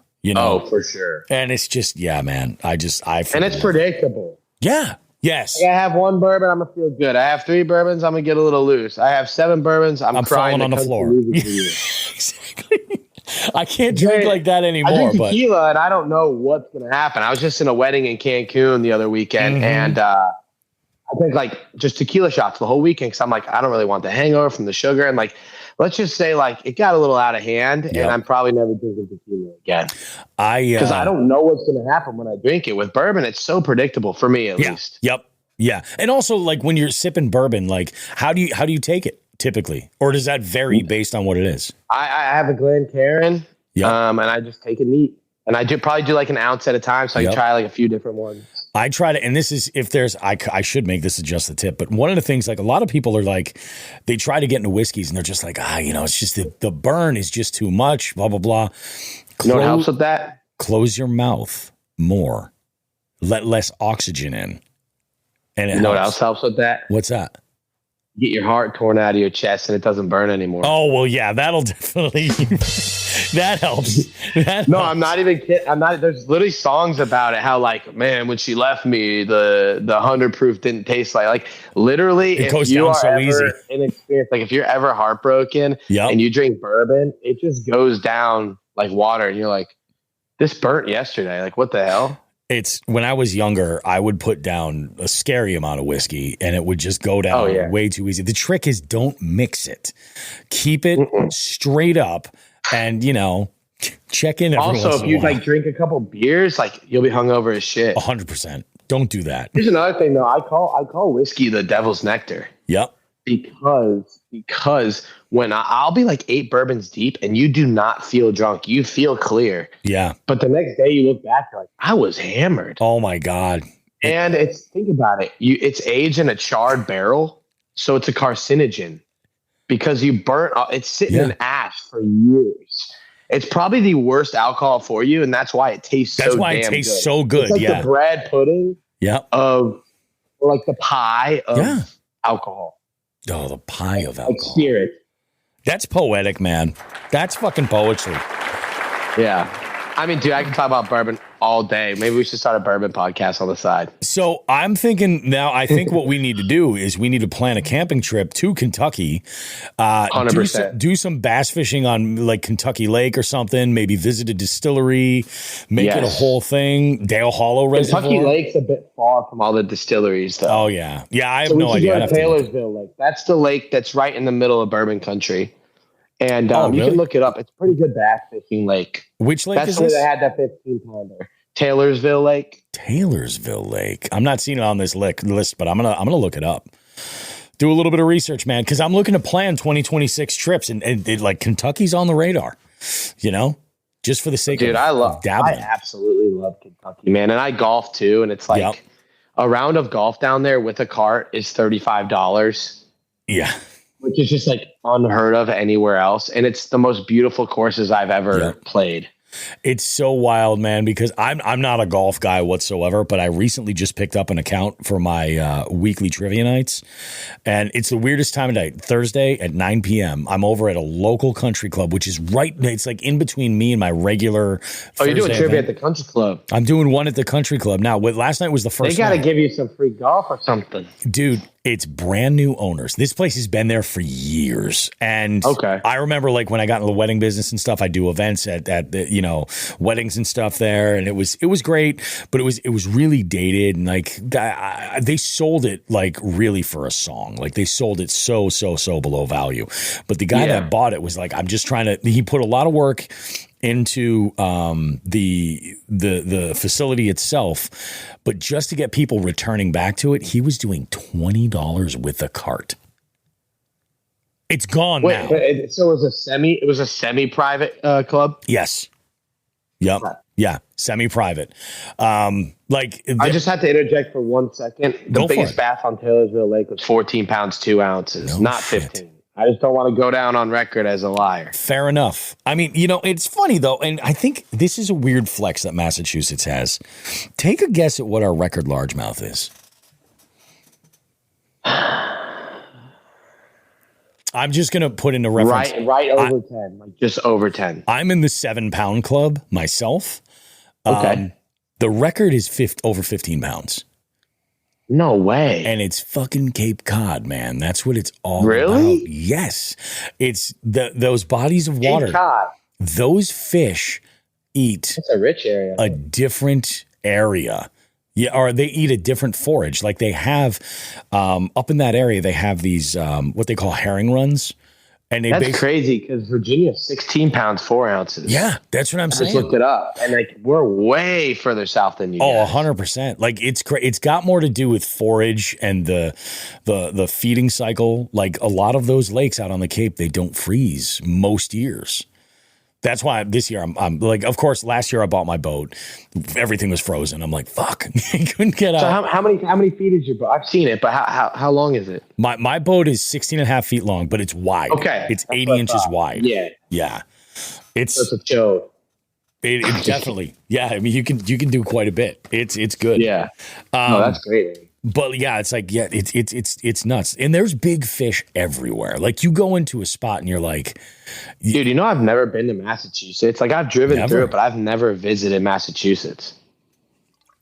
It's so an maybe I interesting state. maybe I have to pay you a visit, man. Dude, you should. I'm telling, like, Boston and everything is great on its own. Like you do the clam chowder, the clam chowder, the fucking North Shore beefs, the South Shore bar pizzas. Oh, Dunkin'. I'm a big, just a little like interjection here. I'm a big bar pizza guy. Like I like tavern style. That's my favorite. I mean, if you go to like the South Shore, those bars, like there's one specifically called Poopsies, which is just out of this world, this bar pizza. It is dynamite. Poopsies. Yeah. Yeah, but I mean the food is in New England is actually pretty solid. Like it is. I mean, there's other parts of the country that have amazing cuisine as well, but New England brings a little something to the table. Massachusetts is interesting though because you have the Cape and the islands, which is like its own sort of thing. You know, you've got the like metro area of like Boston, and then Central Mass. The traffic through there is always such shit. Because I went up to Maine in my van, and all the traffic was around Boston. Yeah. Yeah, I couldn't believe it. Did you take 93 at all? I took whatever just goes straight past Boston. If you ever get on 93, even like if you're like, oh yeah, it says there's a shortcut, I'll get on 93. You will question your life decisions from that moment. I think it was 90. I hate 93. Maine is awesome too. Yeah. Oh, dude, Maine it's the wildest. No, talking about food and talking about fishing, like Maine has it all, man. Oh yeah. And like whatever you want to do, you can find in Maine. Like you want to do the saltwater stuff, it's all there for you. You want to go and dive into some, freshwater stuff. Like you've got moose Lake Sebago. Sebago. It's the most beautiful lake I've ever been to. And I met this dude on like the internet. He rented me a 16-foot low with like I think it was like a 25 or 35 on it. Yep. For the day for $200 for the whole day. That's fucking awesome. You can't. No, like I was like, okay, it doesn't have a fish finder or an anchor, and it hesitates to start, but this is awesome. Yeah, you get it done. You know, that's what matters. Yeah, man, that's freaking nuts, dude. Dude, this is really, really, really freaking good. Let's talk a little bit more as far as like spots that you would look forward to traveling that you haven't yet. Like what's on your radar, and what would draw you there? The Pacific Northwest is definitely on my radar. I got some buddies up there. Like my buddy Day Dinking. He's up there and he catches hogs all the time. I think he's in he moves around so much. He's in Utah or Washington. He's up there somewhere. But yeah, he catches hogs, and up there it just looks so beautiful, so pristine. The Pacific Northwest. My buddy Kevin just moved down to Florida. I've been there before, but he moved to Sarasota, and I've never really done any like offshore stuff in Florida. So I want to try that out. And then some Bass Lakes, like honestly, man, Kentucky, Tennessee, like I went to the Bourbon Trail. I didn't really get out onto the water. So I'd love to check out like Kentucky, Tennessee, like the lakes down there. Cause I've heard they're just absolutely awesome. Oh yeah. So, and, what else, man? What else? I mean, that's pretty much it. Yeah. I do want to do more like beach camping, surf fishing trips this year. I've been meaning to do that down in the Outer Banks with my van. Just like go to a campground, go out on the beach, throw a line, have a beer, like eat what I cook. I need to do more salt in general, for sure. Gotcha. Yeah. Dabble a little bit more, kind of experiment a bit. Yeah. Get freaky with it. I love it. I don't know, like what I told you earlier, like I love skipping docks. I love popping top waters. And I just love the foliage and the trees and like the feeling of like being on a little john boat back in a cove that like no other boat can get to is a very nice feeling. Oh yeah. And I've always loved it. And like I respect the big boats and they're awesome. And I'm thankful for everyone who's taken me out on a big boat. Definitely. But like, there's something so comforting about being in like the back of a cove in a little just tiny boat and like really like quiet. Just a small craft. Oh, man. The intimacy of bass fishing is what keeps me coming back for it, for sure. But also, I want to do more creek fishing. It's just always on my mind, and I never do it. I want to do more creek fishing with like ultralights and stuff like that. Oh, dude, I have been. You were talking about the BFS up in Gatlinburg. Yeah, and that's the thing. Like one of the main reasons why I got into it so heavily is because I want to do more like wet wades through creeks where I'll just pick a spot and then go right through and just bring like a very small pack of baits with like a single combo and then just kind of go at it. Yeah. Or in your case, a BFS. Oh yeah, absolutely. Have you ever messed around with bait finesse? I have not. I'm like one step above it. I have the Shimano SLX MGL. I have two of them. Yeah. So it's like one step above it. So sure. Yeah. It can cast some light stuff, but it can't cast like an ultralight lure or anything like that. You really need like that shallow spool, and you need it's got to be super lightweight, but like it's something you can dabble with. When we get together, so one of the things that I want to like launch and do more of is like guided trips. But we like where I live, we don't have like destination fishing areas or anything like that. But what there are is a lot of people. Don't you have the big pits up there? What's that? Isn't that in Massachusetts, that famous tuna boat up there? The Wicked Pissa? Oh, yeah, but that's a whole other beast. Like, I'm talking in Western. So I am like an hour away from the New York border. I'm 2 hours away from Boston, basically. So for where I am. Yeah, way more inland. Okay. I am, it's where I'm at. Like, we don't have destination, fishing where we're at. Like, nobody's like traveling across the country to fish the Connecticut River. You know what I mean? And like, like some of our biggest reservoirs are protected bodies of water where they're like so strict with fishing. Like one of them, it's bank fishing only. One of them, there's a system in place where you have to, the requirements to use your boat, you have to have it like inspected and sealed from them. And then that's the only body of water you can fish it in. Is that one. So you're always there, huh? Pretty much. Like, so I am, I like to go everywhere else. So I never fish that body of water. And when I do decide to fish that body of water, I have to rent one of their boats. Oh, damn. It's cheap. Don't get me wrong, but it's nothing like really remarkable. Like it's basically a rowboat with like a 10 horse, Honda on the back of it, it's cheap, but like really for that body of water, something more sizable would get you where you got to go. But it's just crazy. Like, but where we're at, we have a lot of people who do one of two things. Either they want to learn like technique stuff. So I'm trying to offer that as like, you want to learn how to fish a jig effectively, or you want to learn how to do like some of the things I'm comfortable with, or bait finesse. You want to dabble a little bit. So I've got like a shit ton of gear, and I've just been bringing people out, and I've got a couple of different programs in line where if they want to go and, target trout with bait casters, power fishing for trout with teeny tiny swim baits, stuff like that, I can go and do that. That's insane, dude. I never even thought about doing that. Dude, it's nuts. Like I've gone out trouts with like rooster tails and like the little rebel like crickets and stuff. But I've never thought about like bait finessing with like a swim bait. Tiny, little tiny soft plastic 2-inch swim baits. That'd be so much. Honestly, we have to do that. Yeah, let's do it. But Virginia, dude, there's a lot of trout down here, man. We go down way down Southwest Virginia, man, and there's some insane trout down there. And down there, there's like no rules, so you can just put a hook on with some worms and get them. Done deal. Yeah. I'm here for it, dude. 100%.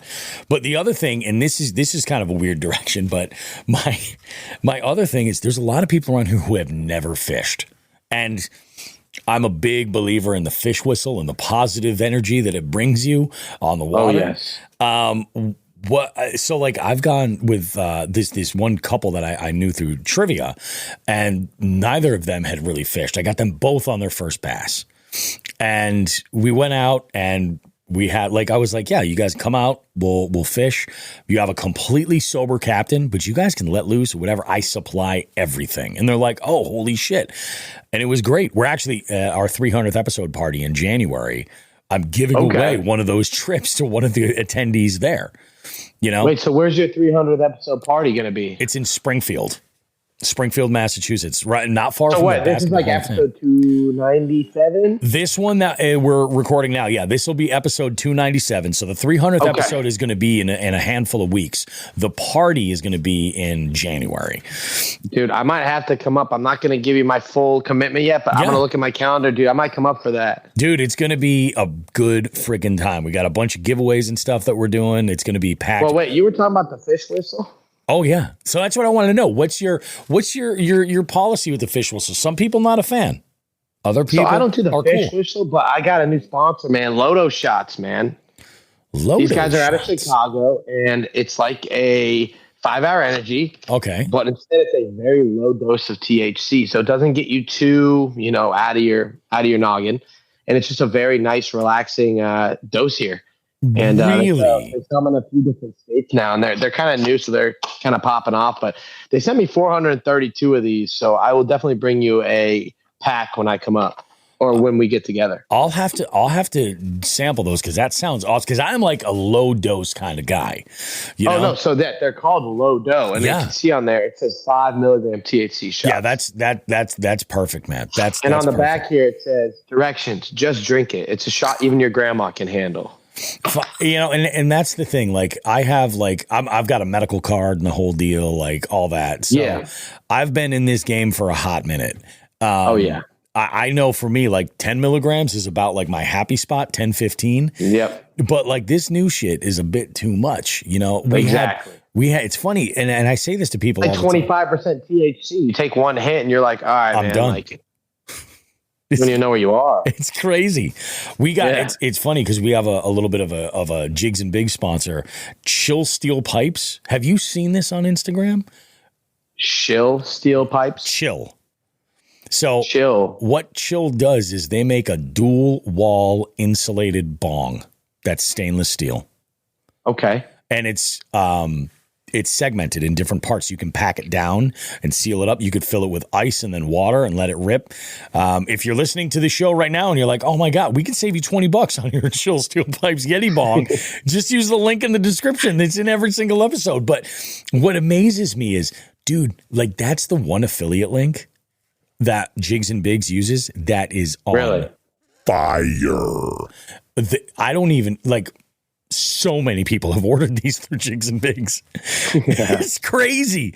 And like, I am a fish whistle guy, but my real question is this. So if you were to dabble with the fish whistle, right, would you be this brings me luck, or it's a reward for catching a fish? If I dabbled with the fish whistle, yep, it would be this brings me luck. Oh, okay. Because why if you just caught a big fish, why would you say, all right, now let me alter my mindset? Well, I can see that. If what you're doing is working. Yeah, I can see that. I play this game where I'm like, I'm going to grind it out. And the fish whistle's a little different. Yeah. It's like when me and my buddies catch a big ass fish, we crack a beer. We chug the thing down. A beer, yeah. Like, hey, cheers. It's like the fish whistle's like, here you go, man. Oh yeah, you know what I mean. A little bit more. It's not as grandiose. Yes. Yeah. I could see that. You know what I mean? Yeah. It would be more like, hey man, like I haven't caught anything. I need to just chill my nerves. Let me take a hit of this fish whistle, see if I can dial in here. That would be what it would be for me. Gotcha. I do the reverse where for me it's a reward. Like I'll go on the water. Okay. Like if I'm loading up the boat and I'm like, oh man, this is gonna be a rough one like that. I had a good day. But it's not every fish, I bank them. So I'm like, I'll have one or two rips. Cause like I do try to be moderately responsible when I'm on the water, whether it's kayak, boat, bank fishing, whatever, cause shit can happen. You know what I mean? So like, that's another disclaimer about the John Boat beer review. When we're filming those reviews, it is an electronic motor only lake. Oh yeah. And it's a private lake.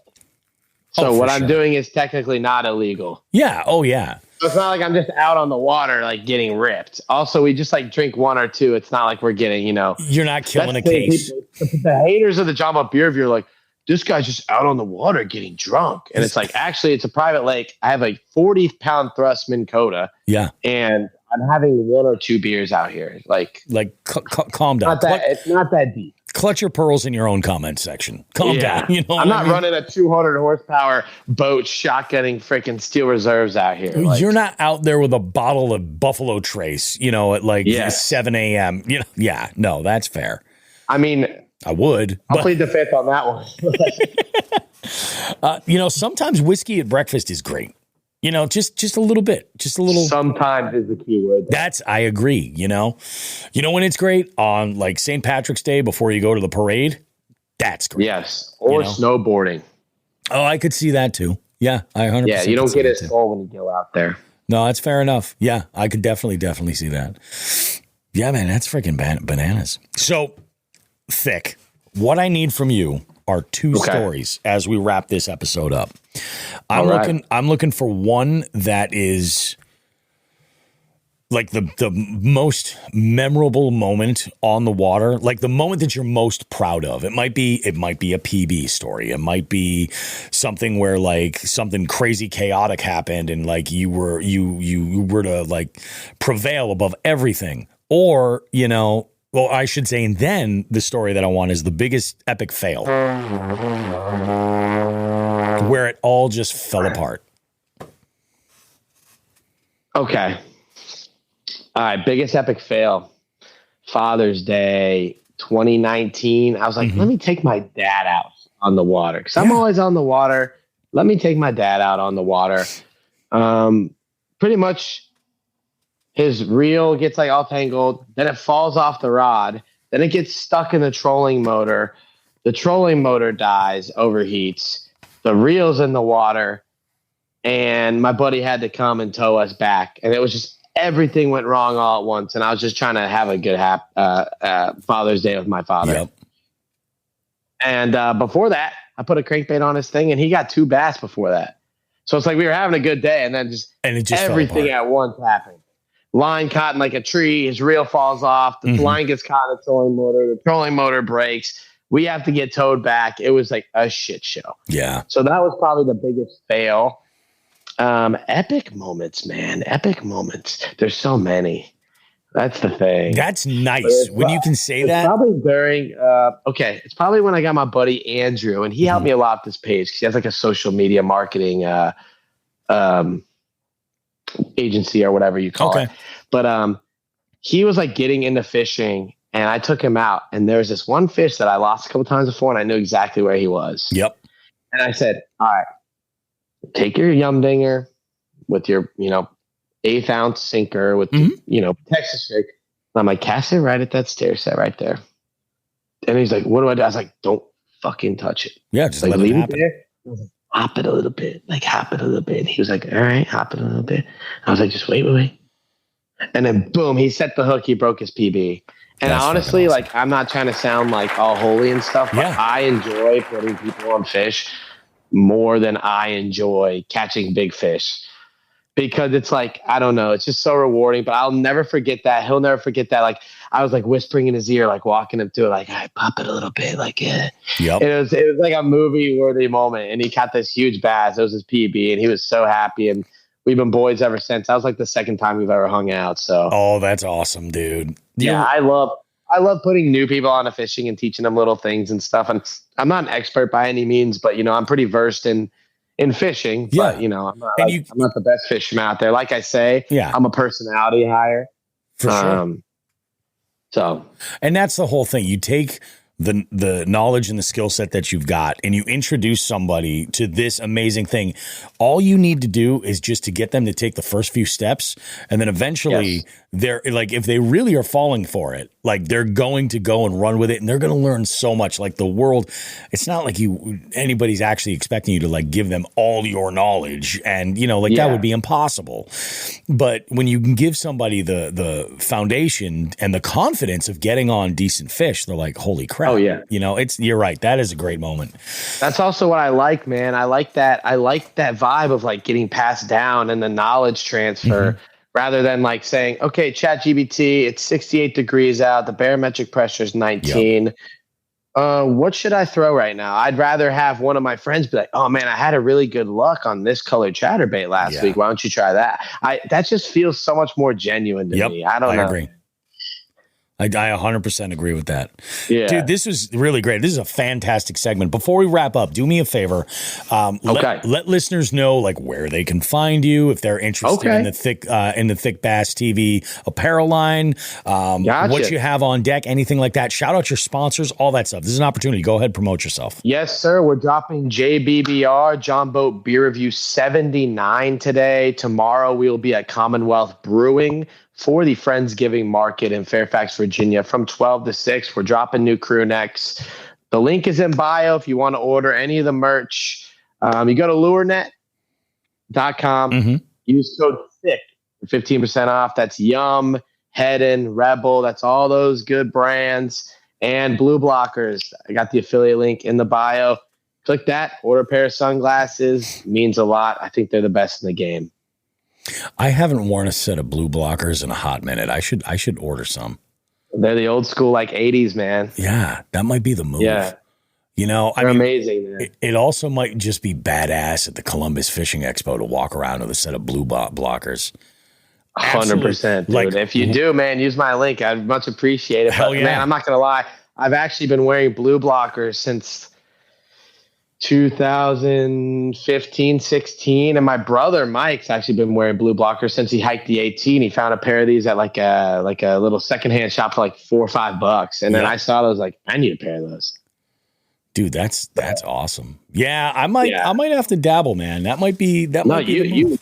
They would fit you, I think. Oh, I think I got that classic outdoorsman kind of thing. But man, we're going to be in touch, man, for sure. We got to set something up because I feel like you and I connect on a bunch of different ways. Like, could you imagine the two of us killing it on the lake and then grilling up 100%. A couple of steaks and sipping some bourbon around the fire and recording a follow-up segment to this podcast that way? Maybe a little like filmed thing with us next to the fire, asking each other questions and stuff, like a few minutes long. 100%, man. Like between two ferns, except between a 4Runner and a van. You know what I mean? Oh, yes. I think it's badass. That's wonderful. I think it's badass. Let's go ahead and do that, man. Thick, this was great, dude. We will we'll for sure be in touch. Do me a solid though, and just send me a pic of you holding an absolute tank. I got you. And we'll use that for the cover art for this episode. And that's going to drop on Monday night. Amazing. Looking forward to it, man. Awesome, dude. Thanks so much for being part of it. This is really great, and I'm looking forward to it. Yes. Thank you for having me on, man. It's been a pleasure, and I'm very honored to be on this podcast. It's a great podcast, man. Glad to I have love what you. you're doing. I love it, dude. Thanks so much. We appreciate you. Yes, sir.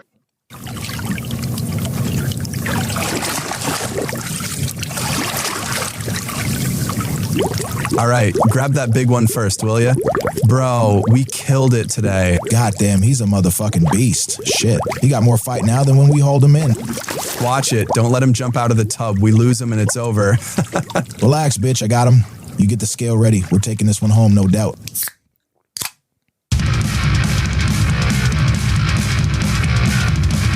Hi there. Welcome to the Live Well, where we crack open a ramp beer and attempt to answer all of your burning questions.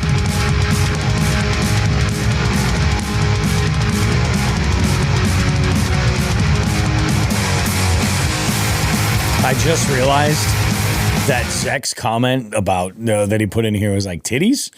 That was because of the topless Timmy Jakes. And for that, I can appreciate you.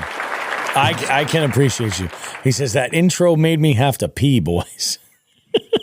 That's what happens when Bobby Roast Beef dives into the Jigglers with the Jigglers Keef and then starts tinkering around with script writing and AI to create the voices and just has at it. Like and I was like, yeah. It's perfect. It's perfect. Anyway, we have 4 calls to get to. We got a couple of them. Of course, we got Eli that called in a couple of times. Really great questions. We have a call that has to do with a little bit of a recap from a previous conversation we had in last week's Live Well. And then we have one from a character we haven't heard from in a while. And it is not Junior or Bubba. I know, because there are some people who are very upset about that. Very upset about that. Let's go ahead. We'll listen to our first call and see what we got. What's Eli have to say? Hey, it's Eli with a question for the Live Well. With another story coming out about an anchorage eating and all this, I know there's a lot of drama and negativity right now. And at least kayak tournament bass fishing. So I wanted to ask a kind of a positive question. Question about what is your favorite charity or favorite event that somebody does that helps support either like kids, military, people with cancer, stuff like that. I know there's like the St. Jude tournament in Minnesota where it raises, I think it raised over $1 million this year. I know like Hayes, I know there's a bunch of different things for like kids and trying to get kids into fishing. I know Hayes does something with that in Ohio. But is there a favorite charity or favorite thing that you have seen people do that you just want to bring light to? Yeah. I mean, that's a good question for sure. Yeah. It's one of those that I don't know, man, I might actually have a hard time answering because it's like all of those things. Like I want to do the things for all of them. You know what I mean? Right. I think the ones that kind of hit home for me are the environmental charities, the ones that are cleanup efforts and things like that, because like I'll give a good example. I don't know if this organization is even necessarily doing anything, but locally, I think what they were doing like 4 or 5 years ago was really fantastic for the situation.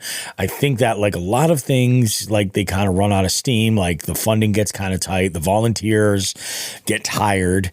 And it's hard to kind of keep things maintaining. They might still be doing stuff, but if they are, they're doing it on a more quiet level. Is make Massachusetts fishing spots great again. I think that they were doing something really fantastic. Like they were putting the work in and like putting like trash barrels in its spots that were like heavily pressured, like bank spots and stuff. So that this way there was like at least there's a resource for you to throw something away. You know what I mean? Like. They made it that much better, but it was like there's obviously challenges that come with that, but that was one of them that I thought was pretty awesome. Of course, like he nailed it right there with St. Jude. I've worked with St. Jude for a number of like trivia things, stuff like that. JDF Foundation is another one. Anything kids and the environment for sure. Animals, obviously, that's another big one too. What do you think, Joe? One other one I got to give a little bit of heads up to is Veterans Inc. Yeah, Veterans Inc. I'm very familiar with Veterans Inc. Yeah, exactly. Yep. And I mean, they're sort of it's in the 6 degrees of separation. They were the benefactor for the 200th show, and which is absolutely awesome. Yeah. So when it comes to fishing, I don't look into a lot of like I do a lot of like philanthropy shit like with that stuff in my private life. No, not so much with my fishing life, but so there is a program, I can't think of the name of it right now, that it's a program to get disabled vets out on boats like bass fishing and stuff. I've heard of this. Yes. Yeah, and I'm a big proponent of that. I think that's a really cool program. But yeah, outside of that, I do a lot of charity shit like outside of fishing. But when it comes to fishing, I haven't done a ton. Yeah. Maybe I should do more. But that's the one that comes to mind for me. Yeah. I mean, there's a lot of great organizations that are out there. You find a lot of stuff where there's folks that are having events going. In fact, like we talked about in the segment with Thiccbass TV, like he organizes as part of a team that organizes one very specific lake-specific tournament that has different age brackets. So they're getting kids out there getting involved and shit like that. And then they're I don't know if it's necessarily what it is they're raising money for or anything like that. But like it's just really anything you can do to help people like discover, improve, or just take better care of the outdoors. I'm all about it. And that's a big one. Wounded Warriors, Todd says that's one that's a big one for him. I'm very anti Wounded Warriors. Yeah. And there's a reason, but they went through some shit back in the day where they found out a lot of money was going to places it shouldn't have instead of to the wounded vets. So I will say it is very, very like grassroots charities run very differently than large national and global charities. Yeah. Wounded Warriors was a great not to get into it. There was a great program and they are better now, but there was a person that was running it at one time. So Todd, it is a good program. Don't get me wrong. It is a good program. There was just a point of time where someone who was running it was pocketing a lot of the money. That's rough. Habitat for Humanity is another one too that I'm like, yeah, that is a good one. That's a really good one. That they do some really good shit in all types of different parts of the country, and that's the thing. And yeah, exactly. Todd says, "Oh, that's my thing with charity." And actually, I'm glad he's bringing that up because, like, there's this conversation, like, and Eli mentioned to it. He's like, "Oh, so let's talk about the positive thing right there." Human beings are naturally looking at both sides of the coin. You know what I mean? Some people tend to look at the head more than the tail. Yep. You know what I mean? Yep. And it's like sometimes it's just how it is. John Hagan says Kids Fishing Foundation works with less fortunate kids as well as military veterans. I'll send a link. Okay, send a link on over. So yeah, that's one of the things that's the whole thing. Like you'll get these charities that run on these large scale sort of operations, and the organization is so large that the overhead it takes more to run it than what actually ends up coming out, which is nuts. But it's part of a system that no individual is going to figure out. It is what it is. But those grassroots charities, specifically local in your area, help a food bank. You know what I mean? Shit like that. Yeah, help a food bank. You know what I'm saying? Because that's very much direct. Let's go ahead. We'll jump into this next call right here, and this is a follow up from last week's episode. Bobby, Joe, hey, Tim Jakes calling. Just wanted to give you some feedback. I'm just catching up on a couple shows here. You guys were talking about heated base layers, stuff like that for cold water fishing. Mm-hmm. I got to disagree with some of you guys. Those things, the best things I ever purchased. Okay. I have the heated Aurora golf jacket. I wear fishing all the time. I have heated socks. I wear those all the time in the winter while I'm fishing. The best thing ever. Keeps me comfortable, keeps me warm, keeps me focused on fishing and not saying I want to get the hell off the water. So, like I said, just wanted to throw my 2 cents in. If anybody's thinking about it, I would definitely do it. It's worth the price. Thanks, guys. Peace. I think that is like the perfect example of what the live well is all about. Yeah, because what I mean? we don't know because we hadn't done it. We're just speculating. That's exactly it. We're like looking at like potential problems, but the fact that Tim's got real world experience and is like, yes, this works. Now, he's also fishing on a really nice bass boat. You know what I mean? So it might be a little bit different with some of this stuff as far as how effective it's going to be when you're crammed into a kayak necessarily. Sure. But again, like it's good to know that, yes, it is effective and does get the job done. Yeah. Like I would, because Timmy Jakes, even though, he's probably going to be mad at me for getting rid of the tarpon, and I would listen to him. I would listen to if he says no, go buy it. I probably would be like, okay, I'll pull the trigger. Oh, John even says, he's like, I have a couple of Aurora jackets, and he says they are nice. Mm-hmm. Okay, that's good to know. That's real good to know. And like I don't know, maybe I should tinker around with that. Maybe ice fishing is the time. Yeah, pick one of those up and then check that out. I have never heard of electric socks. I have. Yeah. I'm like, wow, that's nuts. But it's an interesting idea. I find that people fall into one of two camps. Their feet either run hot or cold. Yeah. So I'm one of the ones that runs so heated. Someone from me, like I've had to do like long ass rucks in the military and stuff, and my feet have gotten annihilated. So like because they were like sweating or whatever. So like the heated socks makes me nervous because like I've dealt with my feet getting absolutely destroyed. So that makes me a little nervous. Exactly. And like that's. But if I'm just standing around on the ice drinking beers, that's different. You know what I mean? And that's the thing. If you're like it a lot of that has to do with it because you're like you don't think about it, but when you're idle. Like I like to think about it like this. Like if you're in the woods, right? Like let's say you're backpacking, okay? And you're in the winter. You know what I mean? You got your pack on, you're moving. The layers you're going to have with you are going to be much lighter when you're on the move than when you're at camp. You know what I mean? So like, especially like being on a bass boat, like absolutely that would be great. But I'll bet you if you were in a kayak pedaling that maybe you wouldn't need the heat at those extremities necessarily. If you could keep your core temp up a little bit with like a vest. Mm-hmm. And that's like what Todd says. He goes, I've got one of those vests. John says he wants a vest, and apparently Todd says it is pretty nice.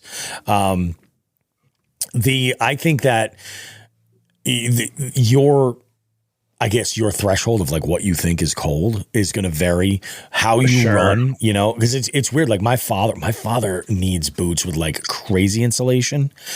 I don't. I usually wear like in the winter, I wear like insulated work boots with a wool sock, and I'm usually good for a significant amount of cold weather.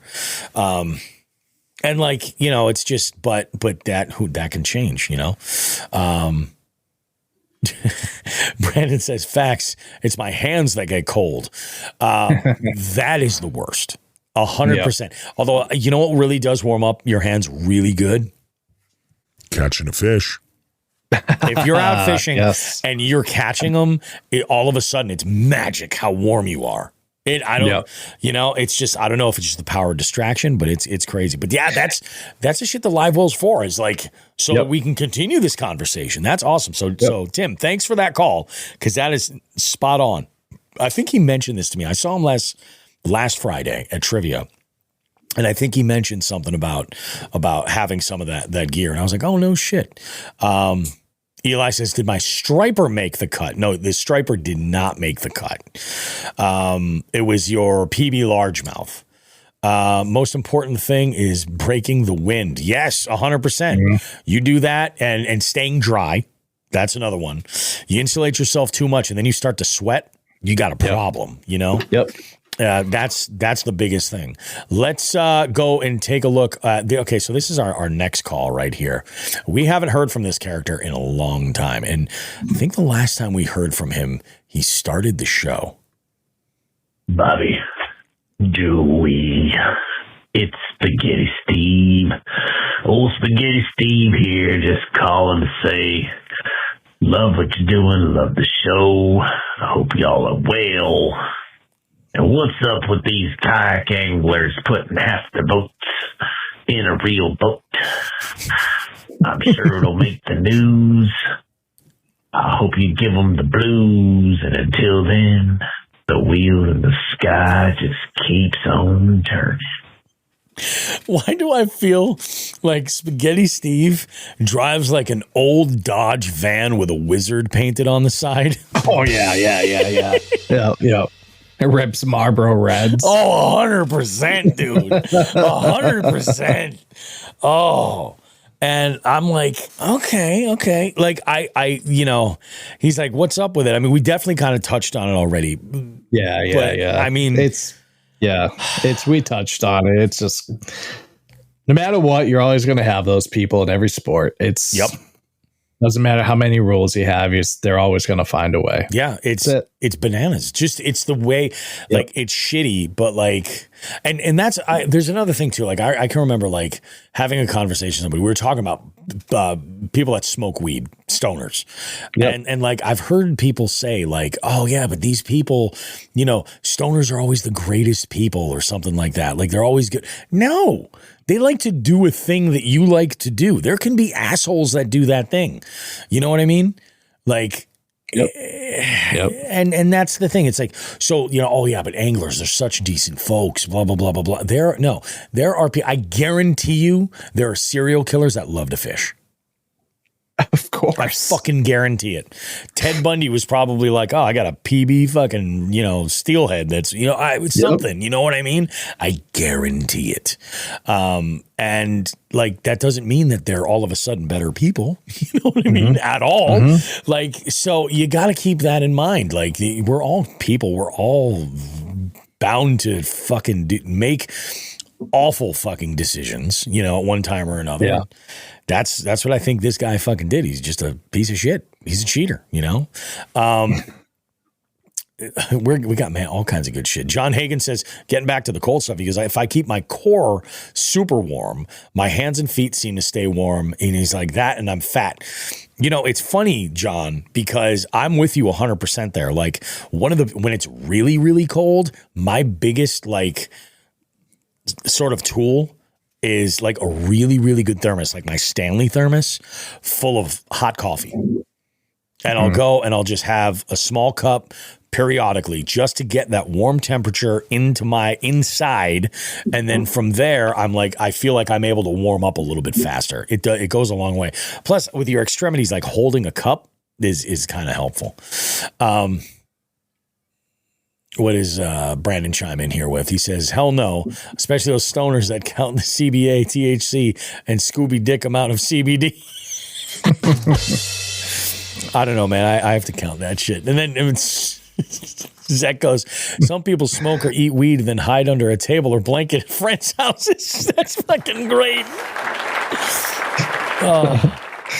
Oh, my God. And then we got one more call to get to. And this is one that I forget what the topic is here. This is one that Eli had called earlier this week. Hey, it's Eli with Question for the Live Well. What have you found over the years Thiccbass commit that are following their bait and then finally will commit to a bait? What have you found works? Because it is colder, I'm thinking jerk baits, but again, I guess you could answer this for any type of bait. Would work.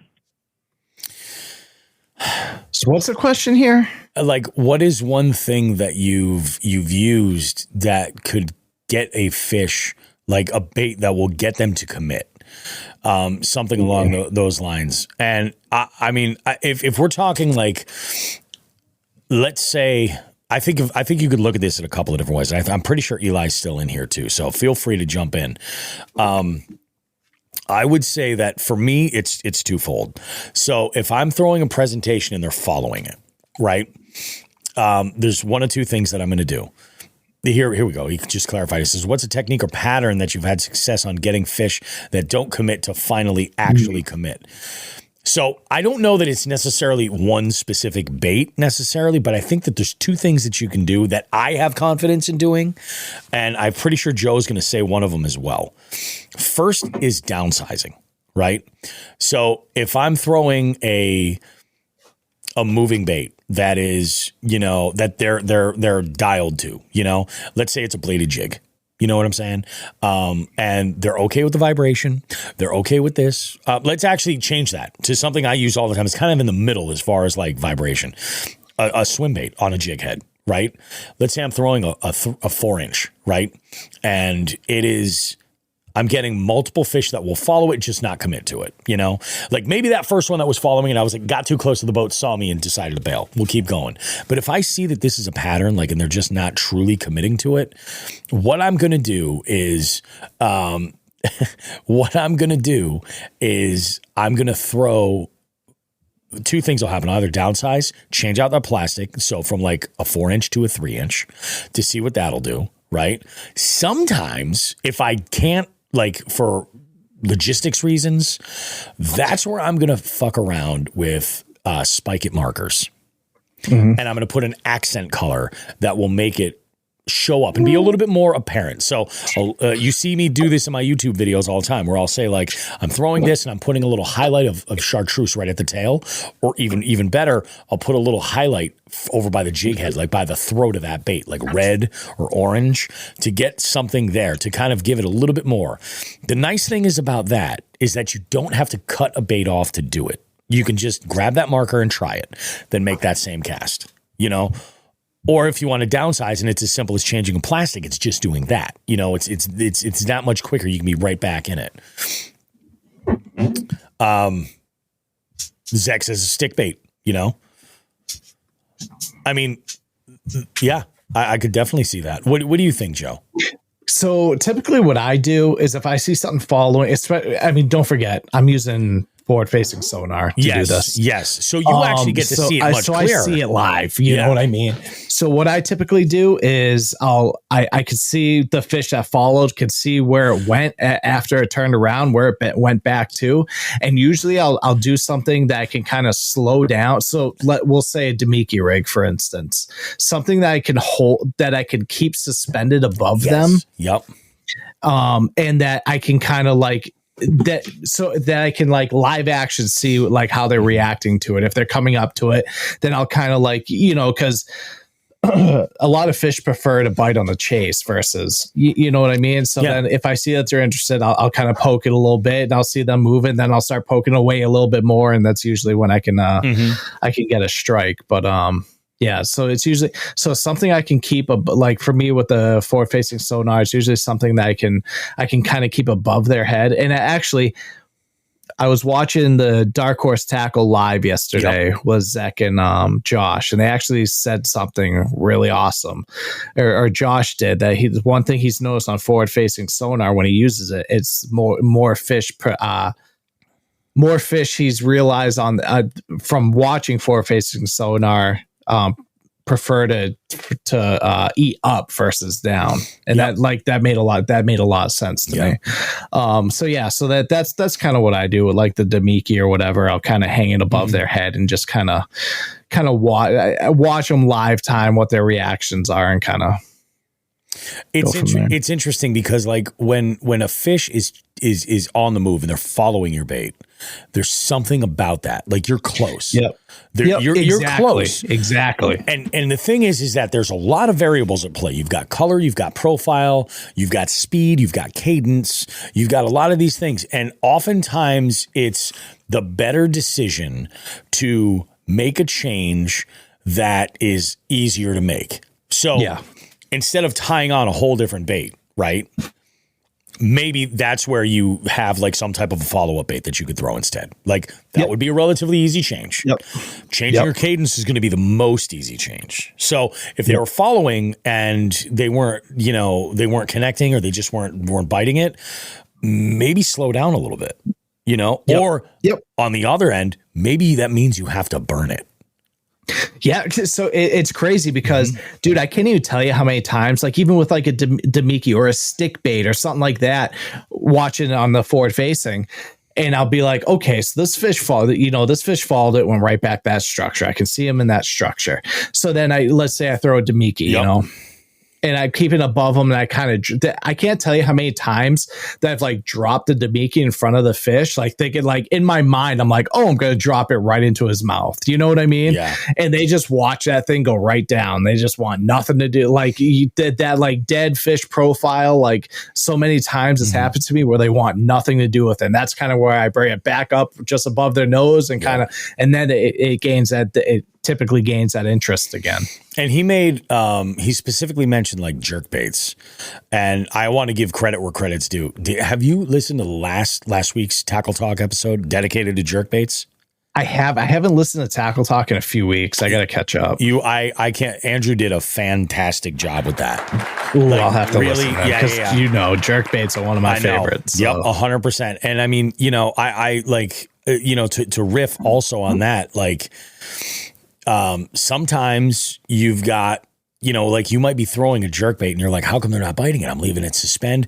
That is an example where changing your cadence might be exactly what you need to do. Yep. Because so much of it, and that's one of the things he talks about, that like the way you fish your jerkbait has way more importance on your ability to catch fish than having the perfect color and throwing it on the perfect setup. You know what I mean? Yeah, I agree. And it really does. And it's if you can get away with just changing your cadence, that would be probably the first thing to start with, and then fool around from that. Yeah, it's freaking bananas. Brandon chimes in here and he goes, I got let's see, he says, I got something with rain tomorrow, light rain. Will there be a tomorrow with the warm front? I don't know what he's talking, but it seems like some folks are diving in. We got John Hagen says warm Brandon, front are you passing high? Ohio right now. Might be. He says it feels amazing outside. I was hoping that like that front would be here by tomorrow, but I'll tell you what, I really think locally around here, I think we have some pretty fishy conditions. Do you want to come out to Oxbow and splash the boat with me? When? Tomorrow. Oh, I can't tomorrow. I got plans tomorrow. Oh, yeah, that's right. Yeah. Oh, Johnson's going to be 70 there. Oh, God. That's so awesome. But if we got 70 for us right now in the fishing world would be bad because it would be fucking them all. They'd be like, what's That's what I worry about. No, maybe not. It could. It depends how long it's stuck around. It would be the water temp that really would dick them around. Yeah, differentiated that. Yeah, that's very true. Brandon says, because before work today, I saw them striking on top. So if tomorrow it should be worth it. I'd say you got to send it, and keep an eye on, what you got going on. Dude, if you're hitting them bust the top, granted that could be bait fish busting the top and fish chasing it. So run those swim baits, dude. Run those bait fish mimicking baits. Yep. Don't run them too deep. You'll probably. And even, dude, run a fucking popper on the top water. Yeah. Don't be afraid to. It. Nope. Give it a shot. Give it a so sick to hear that it's going to be a certain water temp for that shit. Like, get out of here. Yep. It's fucking wild, dude. Fucking wild. What an amazing show, Joe. What an amazing show, What dude. an amazing show. I mean, this is going to be, You got to do more Friday night shows, bro. I know, man. I really like. We always like drag it. Or no, night shows. Somehow evening shows, but sometimes we're both dragging ass in the morning, dog. I know. I will tell you guys, in all honesty, the number one way you can get me to be able to do more evening shows is to come and play trivia at Wyckoff Country Club on Thursday nights at 9 p.m., dude. Seriously, that's the best way you can do it. If I can get that night to take off the way I think it's going to be some work, and we talked last night about it, I'm going to put the work in. If we can do that, I don't have a problem opening up Friday. You know what I mean? For the podcast and dedicating that to like, here's what we're going to do. Because like, that's the thing. We make Friday night the night that we record. I could travel and I could pick up Friday and do whatever. You know what I'm saying? There's a lot we could do. Dude. Friday nights in the winter would be badass. I mean, let me ask you this. Would you guys, the problem is this. I'm usually getting out of work now. Yeah. You know what I mean? I'm usually leaving Agawam now. So I would get home in about 20 minutes from now. Like, it's a tall order to be able to pull off, but I would love to. That's tough. That would be tough because I'm like all of you guys. I'm usually like an earlier to bed, like early to rise kind of guy. Like, but you know what? Either way, this was a nice treat for the listeners. We're both a little loosey-goosey after we had a couple cocktails. And hey, some Everclear. This is how the 300s is going to be. It's going to be a fucking blast. It is. It's going to be awesome. awesome. If you're in the area, you need to get your ticket so you can come see us in person. Door prizes, all that stuff. All kinds of good shit. And if you're not in the area, get your tickets so you can and check it all out on the live stream and win some prizes in the giveaway. You need your tickets. We've got a bunch of folks have gone over to jigsandbigs.com and purchased their tickets. And, it's like a nice little steady, heads up. In fact, Brandon just got his tonight. I got a notification that his went through. So Brandon just got his tonight. Congrats, homie. Let's go. And it's going to be awesome. I'm looking forward to it, man. This is going to be really good. I'm hoping to catch some fish tomorrow. I am more than I would love to catch some fish just so I can capture more B-roll because I got a plan, man. You guys are going to want to watch the Jigs and Bigs, the American Vet Fishing YouTube channels, the entire podcast, of course. Like, get in and stay connected this winter. It's going to be a really, really good one. We got some other guests lined up that will be coming soon. So this is that time of year that things start to get really, really good. Getting that early bird dinner at Denny's, Honcho. Not that early. Not that early, man. And let's be honest. Diarrhea is a thing. To quote the one and only Dark Horse Josh, you know what I mean? I think it was the best quote from last year's Columbus Expo. For sure. That's right. You know what I mean? That's right. It was one of the best clips ever when Dave's going through the fucking order and everybody's like, "Who's got the Fat Johnson?" Oh man, I'm so bummed I'm not going this year. You know what we should do is we should do a Jigs and Bigs live stream one of those nights. Yeah. Maybe get a crew of people from the New England show and a crew of people from the Columbus show and just everybody live streams and fucking gets ripped. Because Dave's not going to be there either. No, he's not. Baby duty, man. Yeah, man. Yeah. So it's like, it's not going to be the same. It is wild, man. It is wild. We got to do something to get a new episode of The Whole Angler out. We got to get Dave's got a lot on his plate right now, man. We got to do something. We got to do something. And, while we're talking podcasts, just in general, again, getting back to this podcast, I've got some ideas for 2026 that are going to involve all of you guys, the listeners. We want to feature some amazing catches. We want to open up some dialogue and some conversations. And we're going to be utilizing tools like the Facebook community that we put together, our Facebook group, the Jigs and Bigs community. So, there's going to be lots of opportunities for you to be involved with the show and be a part of it as things kind of keep going. And as a loyal Jigs and Bigs listener, of course. Man, when we go ahead, we'll wrap this. You got anything you want to wrap up with, Joe? Any last last words? I said my spiel. Great show. Had fun. Yeah, it was a very good one. You guys are absolutely awesome. You're the greatest batch of listeners, of fans and supporters of this podcast. We could not do this shit without you, man, for real. We appreciate you. And we will see you guys. Oh, John Higgins gives a good idea. It was like Expo Weekend Roundtable. That could be cool. Oh, that could be really cool. We should do that early so that this way we can do a solid to the Expo folks and folks can get out there like on the Saturday and Sunday. That's not a bad idea. I like that idea. John, you fucking smart, dude. That's good. You guys have yourself a great one. As always, remember, rate and review this show on the platform that you are listening to it on, whether that's Apple Podcasts, whether it's Spotify, whatever. Any opportunities that you have to give some feedback to that platform of how much you enjoy this show. The number one thing you can do to support the show is to tell a friend. If you've got some friends in your area that are fishy folks and you want to bring them into the fishy entertainment that we provide, go ahead, let them know. Absolutely. It means a lot to us. Jigsandbigs.com is ground central for everything that we have to offer you guys, as far as if you want to get some Jigs and Bigs merch to represent a little bit, if you want to go ahead and I don't know, if you want to support or save some cash on some of the amazing partners that we work with, whether that be Dark Horse Tackle, Omnia Fishing, A-Bay Lure, the list is all there at jigsandbigs.com. Go ahead, check it out. I think there might even be, in the description for the podcast, you know what is the number one clicked affiliate link that we have, Joe, for the show? What's that? The Chill Steel Pipes Yeti Bong. Oh, okay. The number one thing that people check out and actually complete a purchase with, you would have no idea how many. Oh, hello, dog. Get out of here. That's ice. Oh, that's the other one.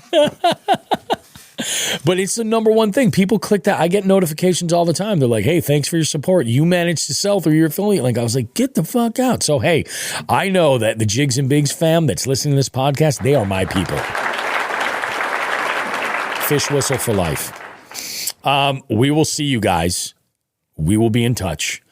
Go ahead. Catch them. If you got open water near you, tag us in your fish picks. We're definitely going to figure out a way to do more of this Jigs and Bigs certified stud stuff on different platforms and in a more timely fashion. I think this was a lot of fun. So it's going to happen for sure.